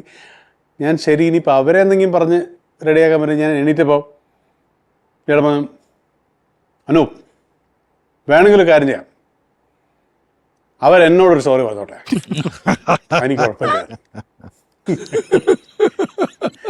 അങ്ങനെ ഞാൻ പിന്നെ അവിടെ പോയി ഒരു അപ്പേസ്മെന്റ് നടത്തുന്നു. അവിടെ ഒന്നും തയ്യാറാവുന്നില്ല, കാരണം അവർക്ക് അവിടെ കുട്ടികളും സ്ത്രീകളും ഉണ്ടായിരുന്നു. അത് അദ്ദേഹം കണ്ടില്ല, അതാണ് സത്യം. സോറി പറയാതെ പോകില്ല എന്ന് പറയുന്നു. അവസാനം ജയേട്ടൻ ആ മൊത്തം കാര്യം ഡിസ്പെൽ ചെയ്തത് ഒരു പാട്ട് പാടിക്കൊണ്ടാണ്. അവിടേക്ക് ഇറങ്ങി ചെന്നിട്ട് എല്ലാവരോടും ഒന്നും മിണ്ടായിരിക്കാൻ വന്നിട്ട് ഒരു 4 വരി പാടി. ഫോട്ടോ വെച്ചും മ്യൂസിക്കുമായിട്ടുള്ള ബന്ധം അറിയാമല്ലോ. ആ 4 വരി പാടിയാണ് അദ്ദേഹം അവരോടുള്ള മാപ്പ് അറിയിച്ചത്. തിരിച്ചു പോരുമ്പോൾ എനിക്കൊന്ന് അതിനുശേഷം പിന്നീട് ഞങ്ങൾ തമ്മിൽ നേരിട്ട് കണ്ടിട്ടില്ല. തിരിച്ച് പോരുമ്പം കാറിലിങ്ങനെ ഫോട്ടോ വെച്ച് നമ്മൾ പതുക്കെ തോമ്പുഴയെ കഴിഞ്ഞിങ്ങനെ വരുമ്പം എൻ്റെ കയ്യിലിങ്ങനെ പിടിച്ചിട്ട് പുള്ളി പറഞ്ഞു, എടോ ഇത്തരം തമാശകളൊന്നും ഇല്ലെങ്കിൽ പിന്നെ എന്താ ജീവിതം, തനിക്കെന്ത് തോന്നുന്നു? അന്നെനിക്ക് അതത്ര വലിയ തമാശയായിട്ട് തോന്നിയില്ലെങ്കിലും ഇന്ന് ആലോചിക്കുമ്പോൾ ആ കുസൃതിയും കൂടെ നിറഞ്ഞതാണ് ചേട്ടൻ. അത്തരം സാഹസങ്ങൾ കാണിച്ചില്ലെങ്കിൽ പിന്നെ എന്ത് ജീവിതം എന്ന് ചോദിച്ചത് ശരിക്കും ഒരു വെല്ലുവിളിച്ചമായിരുന്നു ഞങ്ങൾക്ക്. സന്ദർഭോചിതമായ ചീത്ത എന്ന വാക്കാണ് ഞാൻ ഈ അനൂപനും പറഞ്ഞതിൽ എനിക്ക് അത്ഭുതം തോന്നിയൊരു വാക്ക്. സന്ദർഭോചിതമായ ചീത്ത നമുക്ക് ഊഹിക്കാവുന്ന കാര്യമുള്ളൂ പറഞ്ഞാണെന്നുള്ളത്. ഓർമ്മയിലെന്നും പി ജയചന്ദ്രൻ എന്ന ഒരു ലക്കം നമ്മൾ മുന്നിലേക്ക് പോയിക്കൊണ്ടിരിക്കുമ്പോൾ ഇവിടെ പ്രിയപ്പെട്ട ബിജു നാരായണ ചേട്ടൻ, സുദീപേട്ടൻ, രാജലക്ഷ്മി, ഇവര് 3 പേരും സംയുക്തമായി എടുത്തൊരു തീരുമാനം, ഇവര് 3 പേരുടെയും സാന്നിധ്യത്തിന്റെ ഒരു മൂല്യം, അതിൻ്റെ ഒരു വില ഇവര് പ്രതിനിധാനം ചെയ്യുന്ന ഇവരുടെ സമം എന്ന സംഘടന, അത് ഒരുപാട് പാട്ടുകാരുടെ ഒരു സംഘടനയാണ്. ആ സംഘടനയിൽ ആവശ്യക്കാർക്ക് കൊടുക്കത്തക്ക രീതിയിൽ ഒരു ഫണ്ടായി മാറ്റിവെക്കാനുള്ള ഒരു തീരുമാനം ഇവരുടെ ഭാഗത്തു നിന്നുണ്ടായി. അതല്ല, ഇപ്പം ജയേട്ടന്റെ ഓർമ്മയിൽ ഞങ്ങളൊരു പരിപാടി നടത്തണമെന്നൊക്കെ ആഗ്രഹിക്കുന്നുണ്ട്. കാര്യം ഞങ്ങളുടെ സംഘടനയുടെ മുഖ്യ രക്ഷാധികാരിയായിരുന്നു ജയേട്ടൻ. സംഘടനയുടെ പരിപാടികൾക്കൊന്നും അദ്ദേഹം അങ്ങനെ റെഗുലറായി വരുന്ന ആളൊന്നുമല്ല, പക്ഷേ പങ്കെടുത്തിട്ടുണ്ട്. പലപ്പോഴും നമ്മളോട് കൂടെ ചേർന്ന് നിൽക്കുന്ന ആളാണ്. വന്നില്ലെങ്കിൽ പോലും ഒരു വീഡിയോ അയച്ചു തന്ന്, ലാസ്റ്റ് പെരുമ്പാവൂർ സാറിൻ്റെ ആദരവ് നടത്തിയ പരിപാടിയിലും അദ്ദേഹം ഒരു വീഡിയോ അയച്ചു തന്നിരുന്നു. പിന്നെ കാര്യങ്ങൾ അന്വേഷിക്കും. ഏറ്റവും വലിയൊരു കാര്യം നേരത്തെ പറഞ്ഞ പോലെ ഒരു മനുഷ്യത്വം അല്ലെങ്കിൽ ഒരു മറ്റുള്ള സഹജീവികളോടുള്ള ഒരു സഹാനുഭൂതി ഇതൊക്കെ ഉള്ള ആളാണ്. അപ്പോൾ പ്രത്യേകിച്ച് ഏതെങ്കിലും ഒരു കലാകാരൻ കഷ്ടപ്പെടുന്നു എന്നൊക്കെ അറിയുമ്പോൾ അത് പറഞ്ഞ് വളരെ സെൻറ്റിമെൻ്റലാവുന്ന ആളാണ്. പലരെയും സഹായിച്ചിട്ടുള്ള ആളാണ്, പക്ഷെ നമ്മൾ അറിഞ്ഞിട്ടില്ല പലതും, പിന്നീടാണ് അറിയും. അപ്പോൾ ജയേട്ടൻ എപ്പോഴും പറയുന്നത് അത് നന്നായി ഓരോ കാര്യങ്ങളെക്കുറിച്ചും പറയുമ്പോൾ അങ്ങനെ പറയുന്നത്. അപ്പോൾ നമ്മളിപ്പോൾ ഇതിൽ നിന്നൊരു ജയേട്ടൻ്റെ പേരിൽ പരിപാടി വന്നിട്ട് നമ്മൾ പണം ഉണ്ടാക്കുക എന്നുള്ളതല്ല, അത് ജയേട്ടൻ ആഗ്രഹിച്ചതുപോലെ ആർക്കെങ്കിലും ഗുണപരമായിട്ട് സാധിക്കട്ടെ എന്ന് ആലോചിച്ചിട്ടാണ് അങ്ങനെ ഒരു തീരുമാനം. ഇത് സംഘടനാപരമായിട്ട് ആലോചിച്ചെടുത്ത തീരുമാനമല്ല, ഞങ്ങൾക്കിപ്പോൾ തോന്നുന്ന ഒരു കാര്യം. സംഘടനയുടെ പരിപാടിയല്ല, നിങ്ങൾ വ്യക്തിപരമായിട്ട് ഇവിടെ വന്നതാണ്, അത് സംഘടനയ്ക്ക് കൊടുക്കുന്നു, നല്ല കാര്യം. ബിജുചേട്ട, സുദീപേട്ട, രാജലക്ഷ്മി, ഇത് നിങ്ങൾ സമത്തിന് കൊടുക്കേണ്ടുന്ന തുക ഏറ്റുവാങ്ങാം.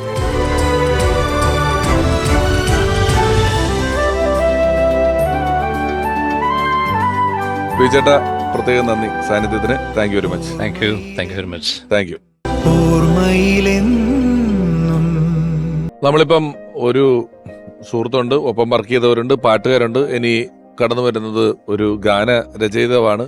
ഒരുപാട് മനോഹരമായ പാട്ടുകൾ മലയാളിക്ക് സമ്മാനിച്ചിട്ടുള്ള, പ്രത്യേകിച്ച് ജയേട്ടന്റെ ഒരുപാട് പാട്ടുകൾ എഴുതിയിട്ടുള്ള രചയിതാവാണ്. സ്നേഹപൂർവ്വം സ്വാഗതം ചെയ്യുന്നു പ്രിയപ്പെട്ട ലിറിസിസ്റ്റ് രാജീവ് ആലിംഗൻ.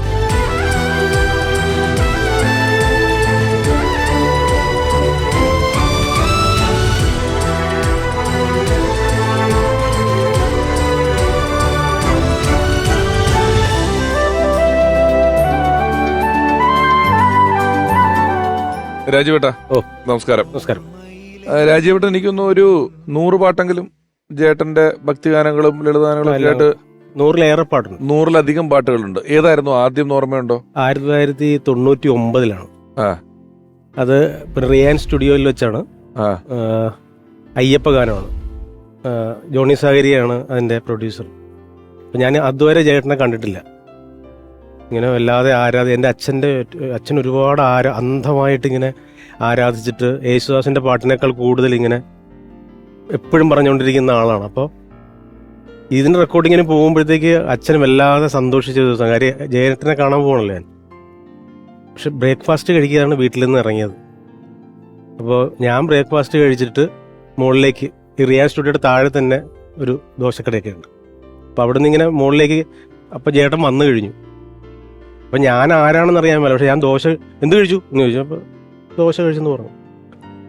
ഞാൻ പാട്ടെഴുത്തുകാരനാണ്, എൻ്റെ 10 പാട്ടാണ് ഇന്നും നാളെയായിട്ട് പാടുന്നതെന്ന് അറിയാൻ പാടില്ലാതെ തന്നെ ഇദ്ദേഹം ഏത് തരത്തിലുള്ള ദോശ, എങ്ങനെ, അത് നമ്മൾ പിന്നെ വലിയ ദോശയാണോ അതോ ചെറിയ ദോശ, ഈ ഇങ്ങനെ കരിഞ്ഞിട്ടുണ്ടോ അറ്റം എന്നൊക്കെ ചോദിക്കുക.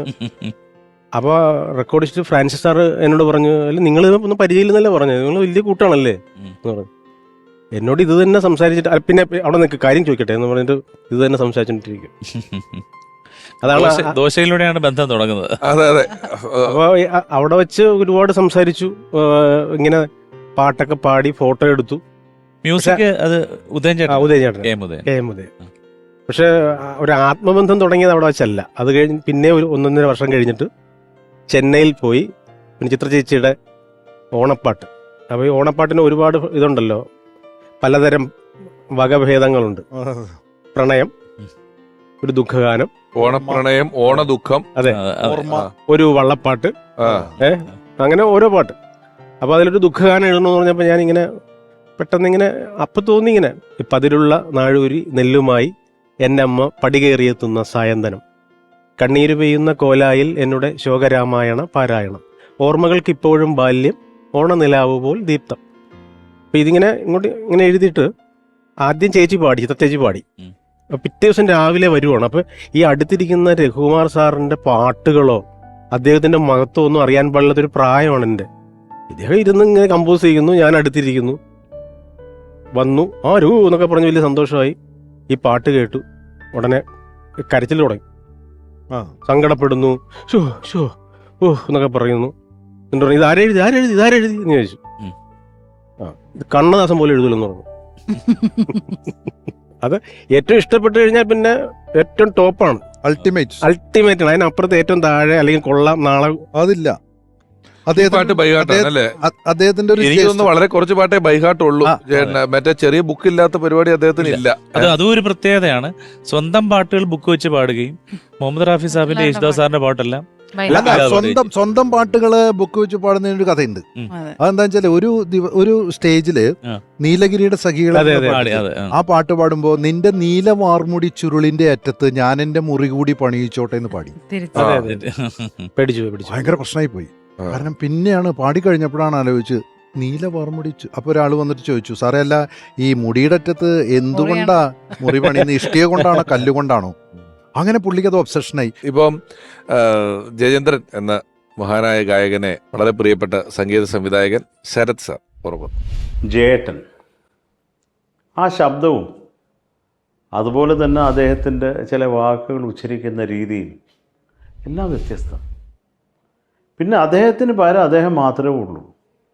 ഇപ്പം മറ്റ് പല ഗായകർക്കും അദ്ദേഹത്തിനെ പോലെ പാടുന്നതെന്ന് പറഞ്ഞ് ഈ അതുപോലെ പാടുന്ന കുറച്ച് പേര് അറ്റ്ലീസ്റ്റ് ശ്രമിക്കുന്നവരെങ്കിലും ഉണ്ട്. പക്ഷേ ജയേട്ടൻ്റെ ഈ വോയിസിന് അങ്ങനെ ആരും ശ്രമിച്ചിട്ടില്ല. കാര്യം അതൊരു ജെന്യൂനായിട്ടുള്ള ശബ്ദമാണ്. അദ്ദേഹം ഇപ്പം കുറേ പാട്ടൊന്നും എനിക്ക് പാട്ടില്ല, വളരെ കുറച്ച് പാട്ടുകൾ. പക്ഷേ ആൽബത്തിലും എനിക്കൊരു ഫിലിമിലും ഒക്കെ ജയേട്ടൻ പാടിയിട്ടുണ്ട്. അത് മാത്രമല്ല, അയ്യപ്പൻ്റെ ഒരു ഉണർത്ത് പാട്ട് അത് ആർക്കും അറിഞ്ഞുകൂടാ. ഒരു 40-45 മിനിറ്റോളം വരുന്ന ഹരിവരാസനം ഉറക്കപ്പാട്ടാണ്, അത് ദാസേട്ടൻ പാടിയിട്ടുണ്ട്. ഇത് ഉണർത്ത് പാട്ട് യോഗേഷ് സ്വാമി രചിച്ച് ജയേട്ടൻ പാടിയത്. അപ്പോൾ അതൊന്ന് പുറത്ത് കൊണ്ടുവരണം, ഒരു വീഡിയോ ആക്കി കൊണ്ടുവരണമെന്ന് ആഗ്രഹമുണ്ട്. അതിമനോഹരമായി അദ്ദേഹം പാടിയിട്ടുണ്ട് ഒരു രാഗമാലിക. അപ്പോൾ ജയേട്ടൻ നമ്മുടെ എല്ലാവരുടെയും മനസ്സിൽ എപ്പോഴും ജീവിക്കുന്നു. അതല്ലാണ്ട് ഒന്നും പറയാനില്ല. ആ ശബ്ദത്തിന് പകരം വേറൊരു ശബ്ദവുമില്ല. എത്ര പാട്ടുകളാണ് മനോഹരമായി അദ്ദേഹം പാടിയിരിക്കുന്നത്. പിന്നെ ജയേട്ടന് ഏറ്റവും ഇഷ്ടം ജയേട്ടൻ്റെ പാട്ടുകൾ തിരിച്ച് പാടുന്നതല്ല, മറ്റുള്ളവർ പാടിയ പാട്ടുകൾ നമ്മളെ പാടി കേൾപ്പിക്കുന്നതിലാണ്. ദാസേൻ്റെ പാട്ടാണെങ്കിലും മുഹമ്മദ് റാഫി സാഹിബിൻ്റെ പാട്ടാണെങ്കിലും അതങ്ങ് ഇവരെ പറ്റിയൊക്കെ പറഞ്ഞാൽ മതി, അങ്ങ് വാചാലനാവും. ഏറ്റവും കൂടുതൽ എന്നോട് ജയേട്ടൻ സംസാരിച്ചിട്ടുള്ള ഒരു വ്യക്തിത്വമാണ് ദേവരാജ മാഷ്, അതുപോലെ MS വി സാർ, പി സുശീലാമ്മ, മുഹമ്മദ് റാഫി സാർ. ഇത് മതി. ജയേട്ടന് ചാപ്പാട് വേണ്ട, വെള്ളം വേണ്ട, ഒന്നും വേണ്ട. ഈ 4 പേരുടെ കഥ പറയാൻ 4 പേരെ ഇരുത്തിയാൽ മതി. ഇതും കേട്ടോണ്ടിരുന്നവർ ജയേട്ടൻ അത്രയ്ക്ക് ശുദ്ധനായ ഒരു മനുഷ്യനായിരുന്നു. ഇതൊക്കെയാണ് ജയേട്ടൻ. ആ തുള്ളിച്ചാടി നടക്കുന്ന, എന്തും വായി തോന്നിയൊക്കെ പറഞ്ഞും പാടിയും നടക്കുന്ന ആ ജയേട്ടൻ എൻ്റെ മനസ്സിലുണ്ട്, നമ്മുടെയൊക്കെ മനസ്സിലുണ്ട്. അദ്ദേഹം ആ മനസ്സിൽ എപ്പോഴും ജീവിക്കുന്നു. അദ്ദേഹത്തിൻ്റെ ആത്മാവിന് നിത്യശാന്തി. ഞാൻ പറയാം, ഈ പതിരുള്ള നാഴൂരി എൻ്റെ വീട്ടിലിരുന്നിട്ട് 1000 തവണ പാടിയിട്ടുണ്ട്. അദ്ദേഹത്തിൻ്റെ ഒരു ജ്യേഷ്ഠൻ ഉണ്ടായിരുന്നു, വിശ്വാൻ ചേട്ടൻ പസ്കസിൻ. അദ്ദേഹത്തിന് ഇത് പാടിക്കൊടുക്കുക, അദ്ദേഹം പാടുക, തിരിച്ചു പാടുക. അപ്പം അങ്ങനെ കഴിഞ്ഞിട്ട് നിർത്തില്ല. എന്നിട്ട് ഇപ്പോൾ ചിതലുകൾ ചിത്രം വരയ്ക്കുന്ന ചുമരിൽ എന്താ എഴുത്ത്? ചിതലുകൾ ചിത്രം വരയ്ക്കുന്ന ചുവരിൽ ചിരിതൂകി അച്ഛൻ്റെ ഛായാചിത്രം. ലിറിക്സിലേക്കാണ് അദ്ദേഹം പോകുന്നത്. അതുപോലെ ക്ലാവ് പിടിച്ചൊരു ഓട്ടുകിണ്ണം പോലെ കുഞ്ഞേച്ചിതൻ ലോലച്ചിത്തം. ഒരു എന്താ പറയുക, സാധാരണ കുടുംബത്തിൻ്റെ ഒരു അന്തരീക്ഷത്തെ അതിമനോഹരമായി എഴുതപ്പെട്ടത്. മറ്റേ രഘുവേട്ടൻ്റെ അതിഗംഭീരമായ സംഗീതത്തിൽ ഇദ്ദേഹത്തിന്റെ ശബ്ദം കൂടെ വന്നപ്പോൾ അത് ഇപ്പൊ ഈ അങ്ങനെയല്ല, അതായത് ദാരിദ്ര്യം സമ്പന്നമായി എഴുതുക എന്ന് പറയും. അതന്നെ ദാരിദ്ര്യം. അതാ കറക്റ്റ്. ഏറ്റവും രസകരമായ കാര്യം എന്താ പറയുക, ജോൺസേട്ടന്റെ ആദ്യത്തെ പാട്ട് ട്യൂൺ പാടിയത് ജയേട്ടനാണ്. വിപിന പാടിക കുയില് തേടി വിപഞ്ചിയോ മണി വിരൽ ചെന്നൈയില് കൊണ്ടുപോകുന്നത് ജോൺസൺ മാസ്റ്ററുടെ സെബേട്ടനൊക്കെ. ജോൺസൺ മാസ്റ്റർ ട്യൂൺ ചെയ്യുന്ന ആദ്യത്തെ പാട്ട് ജയേട്ടന്റെ പാട്ടാണ്. രവീന്ദ്രൻ മാഷ് ട്യൂൺ ചെയ്യുന്ന ആദ്യത്തെ പാട്ട് ജയേട്ടന്റെ പാട്ടാണ്. അങ്ങനെ ഒരുപാട് തുടക്കങ്ങൾക്ക് ഇപ്പൊ ചിത്ര ചേച്ചി പറഞ്ഞു, ചിത്ര ചേച്ചി ആദ്യമായിട്ട് സ്റ്റേജിൽ പാടുന്ന ജയേട്ടന്റെ കൂടെയാണ്. അങ്ങനെ പലരുടെയും എന്താ. പക്ഷേ ഇതിലെ എനിക്ക് ഏറ്റവും കൗതുകമായിട്ട് തോന്നുന്നത്, നമ്മൾ ജീവിച്ചിരിക്കുമ്പോൾ ഈ നിഷ്കളങ്കമായ ശിശുസഹജമായ ഈ സ്നേഹവും ഇടപെടലും അതിൻ്റെ ആഴം, അതിൻ്റെ അഴകൊന്നും പിടികിട്ടില്ല. ഒരാൾ കടന്നു പോയി കഴിയുമ്പോഴാണ് അതിൻ്റെ ആ നിഷ്കളങ്കത പിടികിട്ടുന്നത് നമുക്ക്. ഒരു ജില്ലയിലെ കളക്ടർ ചാർജ് എടുക്കാൻ വരുന്നതിന് മുമ്പ് ആരാധനയോടെ വന്നിട്ട് ഒരു ഫോട്ടോ എടുത്തോടെ ചോദിക്കുവാണ്. കെട്ടിപ്പിടിച്ച പറഞ്ഞ കൈയ്യട് ആരോട്? കളക്ടറോടെ. കളക്ടറുടെ കാര്യം പറഞ്ഞപ്പോഴാണ് പാലക്കാട് ഒരു ഓണാഘോഷ പരിപാടികളിൽ ഒരു മന്ത്രിയും വരണം, MLA വരണം. മന്ത്രി MLA വരാതെ പറയാൻ പറ്റില്ല. കാരണം ജനാധിപത്യ സംവിധാനത്തിൽ മന്ത്രിയാണ് മുകളിൽ, പിന്നെ MLA ആണ് വരണം. ജയേട്ടന് 6:30 പ്രോഗ്രാം, ജയേട്ടൻ 6 മണിക്ക് എത്തി അവിടെ ഇരുന്നു. 7 7:15 അപ്പൊ സംഘാടകർ വിളിക്കുക, എവിടെ എന്താ തുടങ്ങാത്ത? ഞാൻ ഇപ്പൊ കയറി തുടങ്ങും. അപ്പൊ പറഞ്ഞു, അല്ല സാർ മിനിസ്റ്റർ വരണം. മിനിസ്റ്റർ വരണോ മിനിസ്റ്റർ വരണം എനിക്കറിയണ്ട, ഞാൻ കയറി പാടും. MLA വരണം, MLA എൻ്റെ കാര്യം അറിയില്ല. അങ്ങനെ ആകെ പ്രശ്നമായപ്പോഴാണ് പുതിയൊരു ചെറുപ്പക്കാരനായിട്ടുള്ളൊരു പാട്ടിനെ സ്നേഹിക്കുന്ന ഒരു സബ് കളക്ടർ, ഒരു സുന്ദരക്കുട്ടനായ ഒരാൾ, ഗാനസ്നേഹി വന്നിട്ട് ജയേട്ടനെ സമാധാനിപ്പിക്കാൻ ഞാൻ പോയി സംസാരിക്കാം. അങ്ങേര് പോയി വന്നിട്ട്, സാർ നമസ്കാരം. നമസ്കാരം. എന്ത് നമസ്കാരം? ഈ സമയത്ത് പരിപാടി തുടങ്ങും. സാർ ഏതാണ് മിനിസ്റ്റർ വരാൻ കുറച്ച് സമയം എടുക്കുക, അതുകൊണ്ടാണ്. അതൊന്നും എനിക്കറിയേണ്ട കാര്യമില്ല സാർ, ഞാനിവിടുത്തെ സബ് കളക്ടറാണ് സാർ. അതിന് ഞാനെന്താ വേണ്ടേ? ഒരു ചാനലിൽ ഒരു സുഹൃത്ത് എൻ്റെ കൂടെ വരികയാണ്. ഈ ജയേട്ടനും ഞാനും തമ്മിലുള്ളൊരു ഇന്റർവ്യൂ ആണ് ചാനലിലെ പരിപാടി. അപ്പോൾ ഈ സുഹൃത്തിനെ ഒന്ന് ജയേട്ടനെ പരിചയപ്പെടണം. അപ്പം ഞാൻ കയ്യോ പറഞ്ഞു, ജയേട്ടൻ്റെ പാട്ടുകൾ ഇഷ്ടമാണെന്ന് പറഞ്ഞു കളയരുത്, റാഫി സാഹിബിന്റെ ഒരു ആരാധനാണെന്ന് പറഞ്ഞിട്ട് ചെന്ന് പരിചയപ്പെട്ടേക്കാൻ പറഞ്ഞു. അപ്പോൾ അടുത്തിരുന്ന മനോരൻ ചേട്ടൻ, ഇദ്ദേഹത്തിന്റെ സന്തത സഹചാരി, പറഞ്ഞു, ഈ സൂത്രം എല്ലാവർക്കും പറഞ്ഞു കൊടുത്തേക്കല്ലേ. ഈ സന്തത സഹചാരി മനോരൻ ചേട്ടൻ എന്ന് പറഞ്ഞ സാഹചര്യത്തിൽ ഞാനും രാജലക്ഷ്മി മോഹം കൊണ്ട് ഞാൻ എടുത്തു വെച്ചിട്ട് നേരെ എത്രയാന്ന് അറിയാമോ? മോഹം കൊണ്ട് പറയാണ്. ആ മോഹം കൊണ്ട് ഈ സാഹചര്യത്തില് ഇപ്പം നിങ്ങൾ സന്തത സഹചാരിയായ മനോരൻ ചേട്ടൻ എന്ന് പറഞ്ഞല്ലോ, ഒരു 15 വർഷം മുമ്പ് അദ്ദേഹത്തിന്റെ ഒരു ടെലിവിഷൻ പ്രോഗ്രാമുമായി ബന്ധപ്പെട്ട് അദ്ദേഹത്തെക്കുറിച്ചുള്ള ഡാറ്റ, അപ്പം ഇപ്പം ഈ വിക്കിപീഡിയ ഗൂഗിളിലൊക്കെ കുറേയൊക്കെ കിട്ടുമെങ്കിലും കുറച്ച് പേഴ്സണലൈസ്ഡ് ഡാറ്റകൾ ആവശ്യമുണ്ടായിരുന്ന ഞാൻ ജയേട്ടനെ വിളിച്ചിട്ട് ചോദിച്ചു, ചേട്ടാ നമ്മൾ ആദ്യം ഇന്നത് എന്താ എന്നെ പറ്റിയാണോ ചോദിക്കണ്ടേ? എന്നെ പറ്റിയാണെങ്കിൽ എന്നോട് ചോദിക്കണ്ട, ഞാനൊരു നമ്പർ അയച്ചു തരാം, അയാളോട് ചോദിക്കൂ എന്നാണ് പറഞ്ഞത്. കാരണം ജയേട്ടൻ എന്ന് പറയുന്ന ഒരാളെ ഇത്രയധികം അറിയാവുന്ന, ഇത്രയധികം ഒപ്പം നിൽക്കുന്ന ജേട്ടൻ എന്ന് പറയുന്ന ആളുടെ എല്ലാ കാര്യങ്ങളും അറിയുന്ന ഒരു മനസാക്ഷി സൂക്ഷിപ്പുകാരൻ. എനിക്ക് തോന്നുന്നു ഒരു എത്രയോ വർഷം ഈ വാട്സപ്പ് ഒക്കെ കണ്ടുപിടിച്ച സമയം തൊട്ട് ജേട്ടന്റെ പാട്ടുകൾ ഡെയിലി ഒരു 100 പേർക്കെങ്കിലും വാട്സപ്പിലും അയച്ചു കൊടുക്കുന്നുണ്ടോ എന്ന് എനിക്ക് സംശയമുണ്ട്. അതായത് ജേട്ടന്റെ മലയാളം പാട്ടിൽ മാത്രമല്ല, തമിഴ് പാട്ട്, കന്നഡ പാട്ട്, തെലുങ്ക് പാട്ട്, അപൂർവമായ. അത് മാത്രമല്ല, മനോഹരൻ ചേട്ടന്റെ ഏറ്റവും വലിയ പ്രത്യേകത ജേട്ടനെ കുറിച്ച് പുസ്തകം എഴുതിയ ആളാണ്. പി ജയചന്ദ്രൻ മലയാളത്തിന്റെ മധുചന്ദ്രിക, മാതൃഭൂമിയുടെ MT വാസുദേവൻ സാറാണ് ആമുഖം എഴുതിയത്. മനോഹരൻ ചേട്ടന്റെ മറ്റൊരു വലിയ പ്രത്യേകത, നമ്മുടെ ക്ഷണം സ്വീകരിച്ച് അദ്ദേഹം ഇവിടെ എത്തിയിട്ടുണ്ട് എന്നുള്ളതാണ്. അദ്ദേഹത്തെ ഞാൻ ക്ഷണിക്കുകയാണ്. നേരത്തെ പറഞ്ഞ എല്ലാ വിശേഷങ്ങളുമുള്ള, നമ്മളെല്ലാവരും സ്നേഹിക്കുന്ന, മലയാളികൾക്ക് ഏറെ പ്രിയപ്പെട്ട പി ജയചന്ദ്രൻ എന്ന ഗായകൻ ഏറ്റവും കൂടുതൽ സ്നേഹിക്കുന്ന, വിശ്വസിക്കുന്ന ഒരാൾ. സ്നേഹപൂർവ്വം സ്വാഗതം ചെയ്യുന്നു പ്രിയപ്പെട്ട മനോഹരൻ ചേട്ടൻ.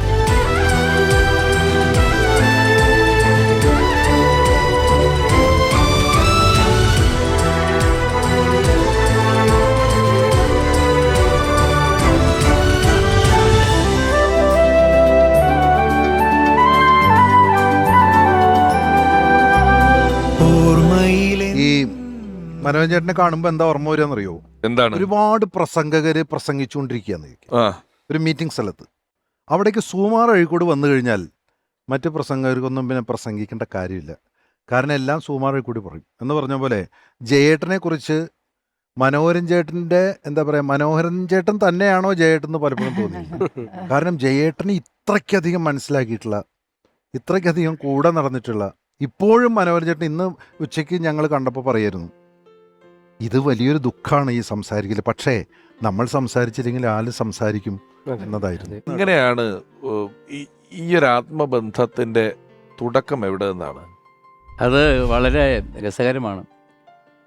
ഒരു 66 യൂണിവേഴ്സിറ്റി കോളേജിൽ പഠിക്കുന്ന സമയത്താണ് ഞാൻ ആദ്യമായിട്ട് അദ്ദേഹത്തിൻ്റെ പാട്ട് പുറത്തു വരുന്നത്. ഫസ്റ്റ് സോങ് കളിത്തോഴൻ എന്ന ചിത്രത്തിലെ മഞ്ഞളെ മുങ്ങിത്തോർത്തിയാണ് ആദ്യമായിട്ട് പുറത്തു വരുന്നത്. പക്ഷേ അദ്ദേഹം 65 റെക്കോർഡ് ചെയ്തത് കുഞ്ഞാലി മരക്കാറിലെ ഒരു മുല്ലപ്പൂമാലയുമായി നീന്തി നീന്തി നീന്തി വന്ന് അങ്ങനെ പാട്ടാണ് ആദ്യം റെക്കോർഡ് ചെയ്തത്. പ്രേമയുമായിട്ടുള്ള ഒരു ഗാനം 65. പക്ഷേ കുഞ്ഞാലി മരക്കാർ ഇറങ്ങുന്നത് 67. അപ്പോൾ 66 ഈ മഞ്ഞളെ മുങ്ങിത്തോർത്തി ഇറങ്ങുമ്പോൾ അതിൻ്റെ ആ ഹമ്മിങ് ആദ്യം കേട്ട് ആ ശബ്ദത്തിൽ ശരിക്കും ആകർഷനായിട്ട്, ഇപ്പോൾ യേശുദാസിൻ്റെ പാട്ട് ഇങ്ങനെ കേട്ടിരിക്കുന്ന സമയത്താണ് ഈ ശബ്ദം വരുന്നത്, വ്യത്യസ്തമായ ശബ്ദം. അതിഷ്ടപ്പെട്ട് അദ്ദേഹത്തിൻ്റെ ശബ്ദത്തെ ഇങ്ങനെ അനുഗമിച്ചു. 67 അദ്ദേഹത്തിൻ്റെ ആദ്യത്തെ ഗാനമേള കൊല്ലം ഫാത്തിമ കോളേജിൽ. നേരത്തെ നമ്മുടെ വാര്യർ പാടിയ പോലെ ശ്രീ ശബരീശ അത് പാടിയാണ് തുടങ്ങിയത്. 66 ജയവിജയ എഴുതി സംഗീതം നൽകിയ അദ്ദേഹം പാടിയ ആദ്യത്തെ ഭക്തിഗാനമാണത്. അതാണ് ഗാനമേളയ്ക്ക് ആദ്യമായിട്ട് പാടുന്നത് 1967 കൊല്ലം ഫാത്തിമ കോളേജിൽ. അതിനുശേഷം മിക്കവാറും അദ്ദേഹത്തിന് ഗാനമേളകളിൽ ഇൻഡിവിജ്വൽ നടത്തുന്ന ഗാനമേളയിലെല്ലാം ഫസ്റ്റ് സോങ് അത് തന്നെയായിരിക്കും. കൊട്ടാരക്കര അതിൻ്റെ പ്രശ്നം ഉണ്ടാവുകയും ചെയ്തു. ഗണപക്ഷത്തിൽ പാടിയെന്ന് ആദ്യം ശ്രീ ശബരീശ പാടിയിട്ട് വിഘ്നേശ്വരൻ പാടി അവിടുത്തെ ആൾക്കാർ ബഹളം ഉണ്ടാക്കി, എന്തിനാണ് ഗണപതി ആദ്യം പാടാത്തതെന്ന് വെച്ചത്. അപ്പോൾ അതാണ് എൻ്റെ ഇത്. എന്നിട്ട് 68 തിരുവനന്തപുരത്ത് ഒരു ഗാനമേള വന്നു, ഒരു കാവിൽക്കടവ് അമ്പലത്തിൽ. ഇപ്പം ഞങ്ങൾ നാട്ടിലുള്ള എല്ലാവരും കൂടി, ഞങ്ങൾ സുഹൃത്തുക്കൾ കൂടി പോയി കേട്ടു. അങ്ങനെ ആദ്യത്തെ ഗാനമേള കേൾക്കുന്നു. പിന്നെ ഒരു 150-200ഓളം ഗാനമേളകൾ കേട്ടിട്ടുണ്ട് അദ്ദേഹത്തിൻ്റെ പല സ്ഥലങ്ങൾ. കോഴിക്കോട് 69 ഒന്ന് കേട്ടിട്ടുണ്ട്. MSV സാറ് കോഴിക്കോട് ഒരു ഗാനമേള നടത്തിയപ്പോഴത്തേക്ക് അന്ന് സംഗീത സംവിധായകൻ രഘുകുമാറിൻ്റെ അമ്മയുടെ റെക്കമെൻഡേഷൻ അനുസരിച്ച് ഇദ്ദേഹത്തെ കൂടെ പാട്ട് പാടിച്ചു MSVയുടെ ഗാനമേളയിൽ.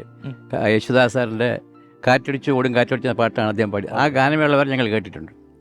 അങ്ങനെ പോയി 94 അദ്ദേഹത്തിൻ്റെ ഒരു അഭിമുഖം വന്നു വെള്ളി നക്ഷത്രം വാരികയിൽ, മാസികയിൽ. അപ്പോൾ ആൾ ചോദിക്കുന്നു, അത് താങ്കളുടെ ആരാധകരെക്കുറിച്ച് എന്താണ് അഭിപ്രായം എന്ന് ചോദിക്കുന്നു. പറഞ്ഞു, എനിക്ക് ആരാധകരില്ല, എല്ലാം എൻ്റെ ബന്ധുക്കളാണ്, ഈ പ്രദീപനെ തന്നെ നോക്കൂ എന്ന് പറയുന്നു. അപ്പോൾ പ്രദീപ് എന്നൊരു വിദ്വാൻ തിരുവനന്തപുരത്തുണ്ട്, നമ്മൾ അടുത്ത് തന്നെ, പൂജപ്പുറക്കാരൻ. അപ്പോൾ അദ്ദേഹം 92 അദ്ദേഹമായിട്ട് ബന്ധം സ്ഥാപിച്ച് കഴിഞ്ഞു. അദ്ദേഹം ഇങ്ങനെ ഇൻലൻഡ് വായിച്ച് എഴുതി അദ്ദേഹത്തിൻ്റെ കത്തുകളയക്കും, തിരിച്ച് മറുപടി അയക്കും. അങ്ങനെ നെയ്യാറ്റിൻകര ക്ഷേത്രത്തിൽ അദ്ദേഹം പാടാൻ വന്നപ്പോൾ നേരിട്ട് പോയി ബന്ധപ്പെട്ടു, അങ്ങനെ പരിചയപ്പെട്ടു. അപ്പോൾ ഞാൻ 2 വർഷം കഴിയുമ്പോൾ ഇദ്ദേഹത്തെ ഇങ്ങനെ ഒരാളുണ്ടെന്ന് മനസ്സിലാക്കുന്നു, പോയി കണ്ടു. അപ്പോൾ 95 M ജയചന്ദ്രൻ്റെ സ്മൃതിൻ ചിറകിലേറി എന്ന ഗാനത്തിന് റെക്കോർഡിങ്ങിന് തരങ്കിണി വരുന്നു. പ്രദീപ് എന്നെയും കൂട്ടി അവിടെ ചെല്ലുന്നു. അപ്പോൾ സാധാരണ എല്ലാവരും പറയും പോലെ തന്നെ വന്നു കണ്ടു, പറഞ്ഞു ചേട്ടാ എന്നെ പ്രദീപ് മാഷ് നൽകി. ആ മനോരമ മാഷ് ചേട്ടൻ്റെ ആരാധകനാണ്. ആണോ, ശരി കാണാം, അത്രയല്ലേ, പോയി. അത് കഴിഞ്ഞിട്ട് അടുത്ത പ്രാവശ്യം അദ്ദേഹം പ്രദീപിൻ്റെ വീട്ടിൽ വന്നു. അപ്പം ഞാൻ പ്രദീപ് എന്നെ പറഞ്ഞു നാളെ ചേട്ടൻ വരുന്നുണ്ട്, 2 ദിവസം പ്രോഗ്രാം ഉണ്ടെന്ന് പറഞ്ഞു. ഞാൻ രാവിലെ അവിടെ ചെന്നു. ഞാൻ ഇദ്ദേഹം ഇരിക്കുമ്പോൾ കസേരയിരിക്കും, അവരുണ്ടെങ്കിൽ വർത്തമാനം പറയും. അപ്പോൾ ഉച്ചയ്ക്ക് 1 മണി വരെ ഇരിക്കും. ഊണ് കഴിഞ്ഞ സമയം ഞാൻ വീട്ടിൽ പോകും. ഞാൻ ഇറങ്ങുമ്പോൾ ഇയാൾ എന്തൊരു ബോറിനാണ്, രാവിലെ മുതൽ വളർന്ന് എൻ്റെ മുഖത്ത് നോക്കിക്കൊണ്ടിരിക്കുക, എന്ത് വൃത്തിയുടെ ആൾ കാണിക്കുന്നത് എന്ന് പറഞ്ഞ് പ്രദീപിൻ്റെ ചൂടാവും. എൻ്റെ അടുത്ത് പറഞ്ഞില്ല. അങ്ങനെ 2 പ്രാവശ്യം 3 പ്രാവശ്യം തിരുവനന്തപുരത്ത് വന്നപ്പോഴെല്ലാം ഇത് ആവർത്തിച്ചു. അദ്ദേഹം ചീത്ത പറഞ്ഞു. ഞാൻ പക്ഷേ എൻ്റെ അടുത്ത് കൂടെ പറഞ്ഞിട്ടില്ല, പ്രദീപിൻ്റെ കൂടെ. അടുത്ത പ്രാവശ്യം വന്നപ്പോൾ അദ്ദേഹം പറഞ്ഞു, അല്ല പ്രദീപ് പറഞ്ഞു ഇങ്ങനെ ഒരു കല്ലമ്പലത്തൊരു ഗാനമേളയുണ്ട്, മാഷോടെ ഒന്ന് പോകുമോ എന്ന് വെച്ചാൽ എൻ്റെ അടുത്ത്. അപ്പം നമുക്കൊരു അവസരം വീണ് കിട്ടിയതാണ്. അങ്ങനെ 2 പേരും കൂടെ പോയി. കാറിൻ്റെ ബാക്ക് സീറ്റിൽ ഇരുന്നു, പാട്ടുകളൊക്കെ സംസാരിച്ചു. അപ്പോൾ പാട്ടുകൾ സംസാരിച്ചപ്പോൾ ആൾ വാചാലനായി. അങ്ങ് എത്തിയപ്പോൾ നമ്മൾ അദ്ദേഹത്തിൻ്റെ സ്വന്തം ആളായി. ഒരു കാർ യാത്രയിൽ എങ്ങനെ സ്വന്തം ആളായി. ആ ഗാനമേളക്ക് പൈസ എല്ലാം കളക്ട് ഞാനാണ്. എന്നിട്ട് അവർ ഓരോരുത്തർക്ക് പൈസയൊക്കെ വീതിച്ചു കൊടുത്തൊക്കെ ഞാനാണ്. അത് കഴിഞ്ഞ് അടുത്ത പ്രാവശ്യം വന്നപ്പോൾ എൻ്റെ ഒരു ചെറിയ വീട് വാങ്ങി 97. അപ്പോൾ ഇന്ന് എൻ്റെ വീട്ടിൽ താമസിക്കാമെന്ന് ചോദിച്ചപ്പോൾ ശരി എന്ന് പറഞ്ഞ് വന്നു. 6 ദിവസം എൻ്റെ കൂടെ ഉണ്ടായിരുന്നു. രാത്രി 3 മണി വരെ പാടിയും പറഞ്ഞു. പിന്നെ ആ വീട്ടിൽ ഇറങ്ങിയിട്ടില്ല. ഞാൻ കേട്ടത് ഇപ്പോഴും തിരുവനന്തപുരത്ത് വന്നാൽ ഈ കമ്പനിക്കാരന് എത്ര വലിയ സ്റ്റാർ ഹോട്ടൽ കൊടുക്കാന്ന് പറഞ്ഞാലും.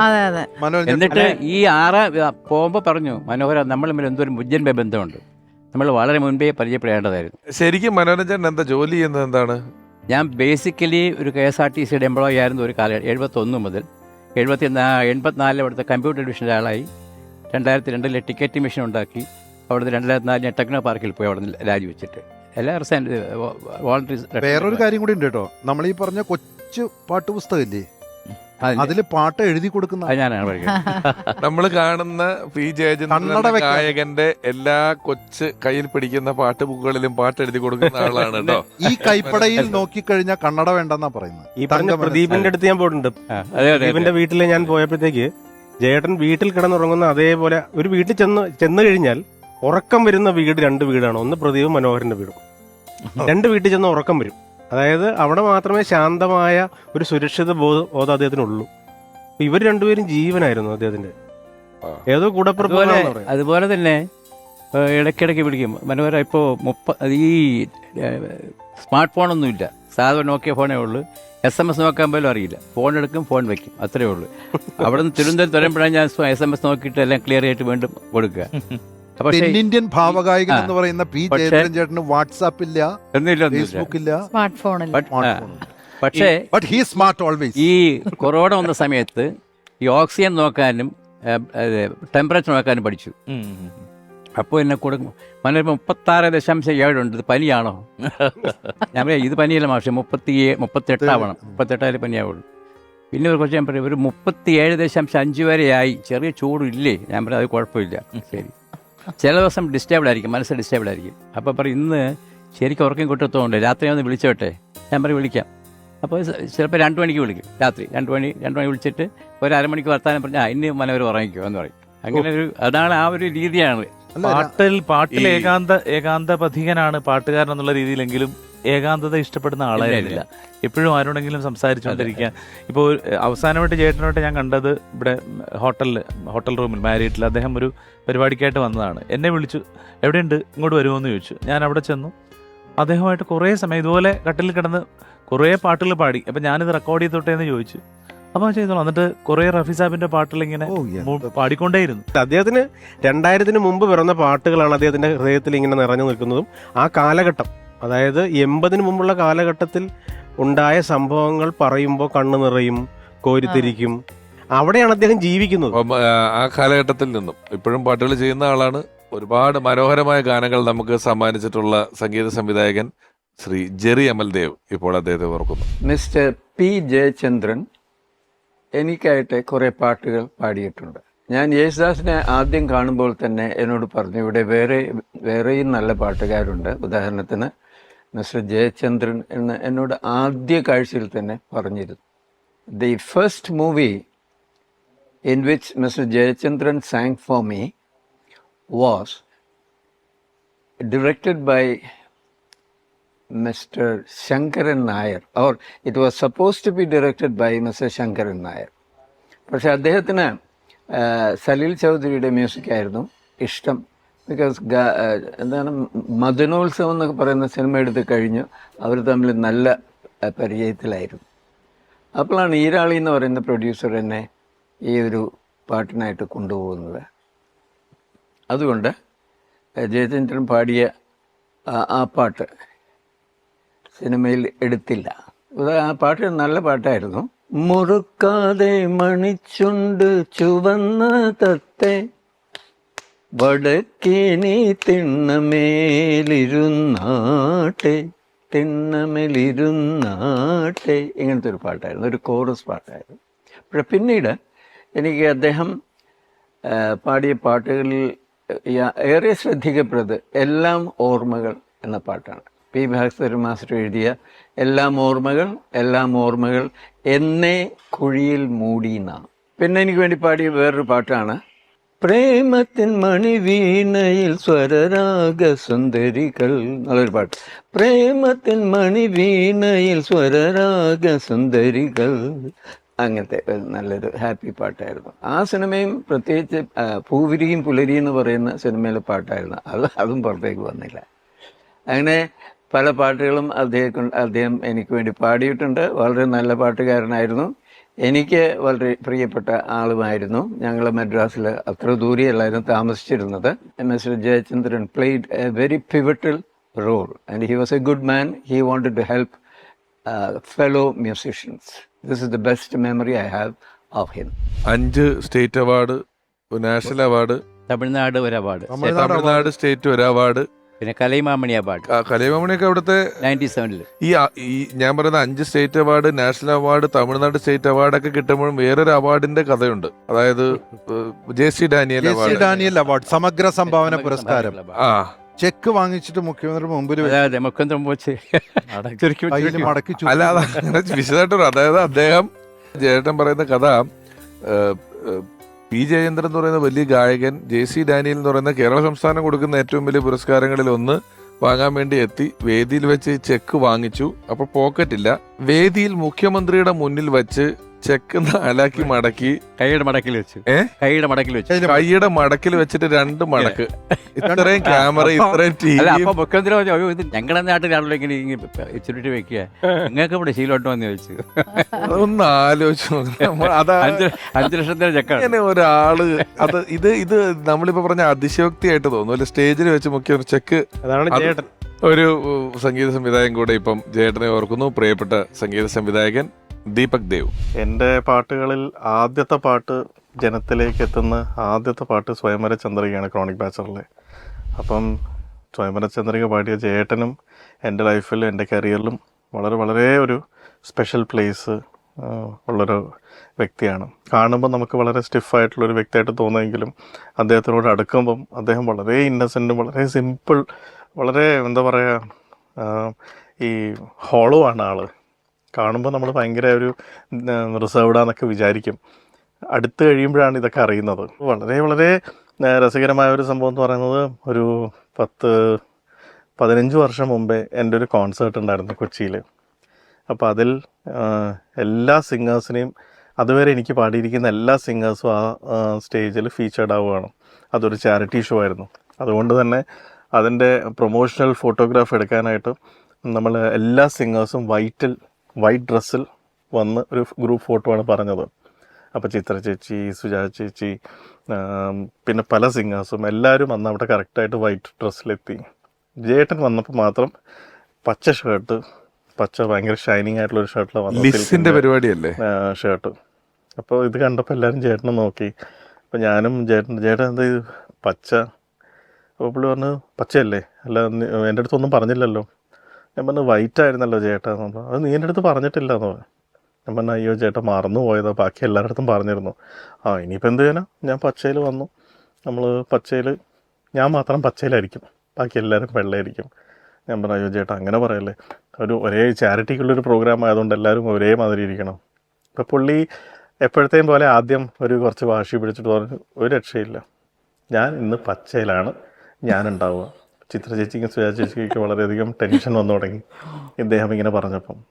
അപ്പം കുറേ റിക്വസ്റ്റ് ചെയ്തിട്ടും അവിടുത്തെ അവിടുത്തെ ഒരു വൈബ് കുറച്ച് ഡാർക്കായി തുടങ്ങി ഇദ്ദേഹം ഇങ്ങനെ പറഞ്ഞപ്പം. എല്ലാ സിംഗേഴ്സും ഉണ്ട്. അപ്പോൾ എൻ്റെ അസിസ്റ്റൻ്റ് ഒരു പയ്യനുണ്ടായിരുന്നു, അവൻ്റെ അടുത്ത് ഞാൻ പറഞ്ഞു, ശിവകുമാർ ഒരു കാര്യം ചെയ്യും, അടുത്ത ഷോപ്പിംഗ് സെൻറ്ററിൽ നിന്ന് പോയിട്ട് 2 ഷർട്ട് വാങ്ങും. അപ്പോൾ ചേട്ടൻ എന്നെ ഇങ്ങനെ നോക്കി, നടക്കില്ല ഏട്ടാ എന്ന് പറഞ്ഞു. ഞാൻ പറഞ്ഞു, ശിവകുമാർ 2 ഷർട്ട് സൈസ് 40 എന്ന് പറഞ്ഞപ്പം ചേട്ടനോട് തന്നെ ഇല്ല എൻ്റെ സൈസ് 42 എന്ന് പറഞ്ഞു. അപ്പോൾ അത് പറയുന്നതും എല്ലാവരും അവിടെ ഇരിക്കുന്ന ആൾക്കാർ പൊട്ടിച്ചിരിച്ചു. കാരണം ഇത്രയേ ഉള്ളൂ ചേട്ടൻ വെറുതെ നമ്മളെ ഒരു പ്രഷർ കയറ്റാനായിട്ട് ഇങ്ങനെ പറയുന്നതേ ഉള്ളൂ. ഉള്ളിൻ്റെ ഉള്ളിൽ അദ്ദേഹം ആദ്യമേ തീരുമാനിച്ചിട്ടുണ്ട്, ഓക്കെ ഒരു ഷർട്ട് വേണമെങ്കിൽ വേറൊരു ഷർട്ട് വാങ്ങിച്ചിടാം. പക്ഷേ നമ്മളെ വെറുതെ ഒരു ടെൻഷൻ പിടിപ്പിക്കുന്നതിലൊരു രസം, അത് ഭയങ്കര. അന്ന് എല്ലാവരും ആ പൊട്ടിച്ചിരിച്ചപ്പോൾ എല്ലാവർക്കും മനസ്സിലായി ഇദ്ദേഹം എന്തൊരു ഒരു ശുദ്ധനാണ് അകത്ത് എന്ന്. അപ്പോൾ അതൊക്കെയാണ് ചേട്ടനെ കുറിച്ചുള്ള ഓർമ്മകൾ എന്നും എൻ്റെ മനസ്സിൽ ഞാൻ കാത്തു സൂക്ഷിക്കുന്നത്. 60 വർഷം ഇപ്പോൾ 65 മുതൽ 2005 60 വർഷക്കാലമായിട്ട് എല്ലാ വർഷവും പാടിക്കൊണ്ടിരിക്കുന്ന ഒരു ഗായകനാണ്. ഒരു ലോക റെക്കോർഡാണ്. ഒരു സിനിമ സംഗീത ചരിത്രം നോക്കിയ ലോക റെക്കോർഡാണ്. ഏത് ഗായകനായാലും അവർക്ക് ഒരു പീരീഡ് കഴിയുമ്പോൾ അവർ ആക്റ്റീവ് അല്ലാതായിട്ടുണ്ട്. പക്ഷേ ഇദ്ദേഹം 65 മുതൽ ഈ 2025 ഇവിടെ വാങ്ങുന്നത്. കാരണം ഈ വർഷവും 2024 4 സിനിമയിൽ പാട്ട് പുറത്തു വന്നിട്ടുണ്ട്. ഇനി പാട്ട് വരാനുണ്ട്. എല്ലാ വർഷങ്ങളിലും എല്ലാ വർഷങ്ങളും ഒരു ഹിറ്റ് പാട്ടെങ്കിലും അദ്ദേഹം ഉണ്ടാവും. പിന്നെ ഒരു വർഷം കുറഞ്ഞത് ഒരു മാസം ഒരു 8 10 album songs, romantic or devotional, എല്ലാ മാസവും കണ്ടിന്യൂസ് പാടിയിട്ടുണ്ട്. 79 മറ്റേ 10-90 പാട്ടുണ്ട്. അതെ ഒരു കൊല്ലം. അതെ. 92 പാട്ട് ഒരു കൊല്ലം. അതപ്പോ അത് മാത്രമല്ല, അദ്ദേഹം 73 തമിഴ് സിനിമയിൽ ഇൻട്രൊഡ്യൂസ് ചെയ്തു. MSV ഇൻട്രൊഡ്യൂസ് ചെയ്തു. മണിപ്പയൽ എന്ന ചിത്രത്തിലെ തങ്കച്ചിമേ പോൽ ഇതഴോ എന്നൊരു പാട്ട്.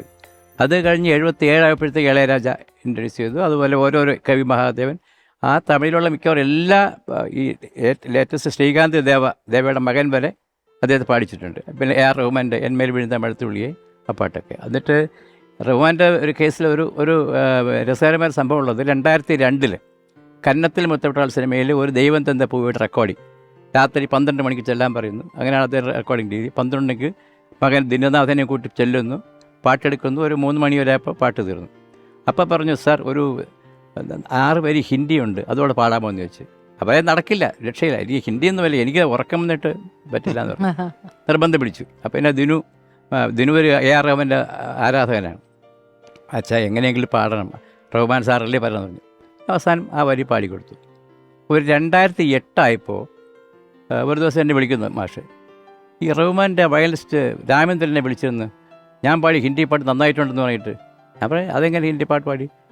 അപ്പോൾ പറഞ്ഞു, അല്ല ഞാൻ 2002 മാഷ് 6 വരി പാടിയില്ലേ, അപ്പോൾ ആ പാട്ടായിരിക്കുമെന്ന് പറഞ്ഞ് ഞാൻ നെറ്റ് സെർച്ച് ചെയ്തപ്പോൾ ആ 6 വരിയും അൽക്കായ് യാഗ്നികളുണ്ട് ബാക്കി ഒരു 6 വരിയും ചേർത്തിട്ട് ഒരു ഡ്യുവറ്റാക്കി അദാ എന്ന ഹിന്ദി ഫിലിമിലുണ്ട്. ഇതാണ് പാട്ട്. മുജേ മിലോ അൽക്കായ് യാഗ്നിക്കും അദ്ദേഹം കൂടി. എന്തൊരു പാട്ട്. പിന്നെ വേറൊരു 10-14 ഹിന്ദി പാട്ട് പാടിയിട്ടുണ്ട്. പക്ഷെ അതൊക്കെ ഡബ്ബിംഗ് പടങ്ങളാണ്, അല്ലാതെ ഒറിജിനൽ സോങ്സ് അല്ല.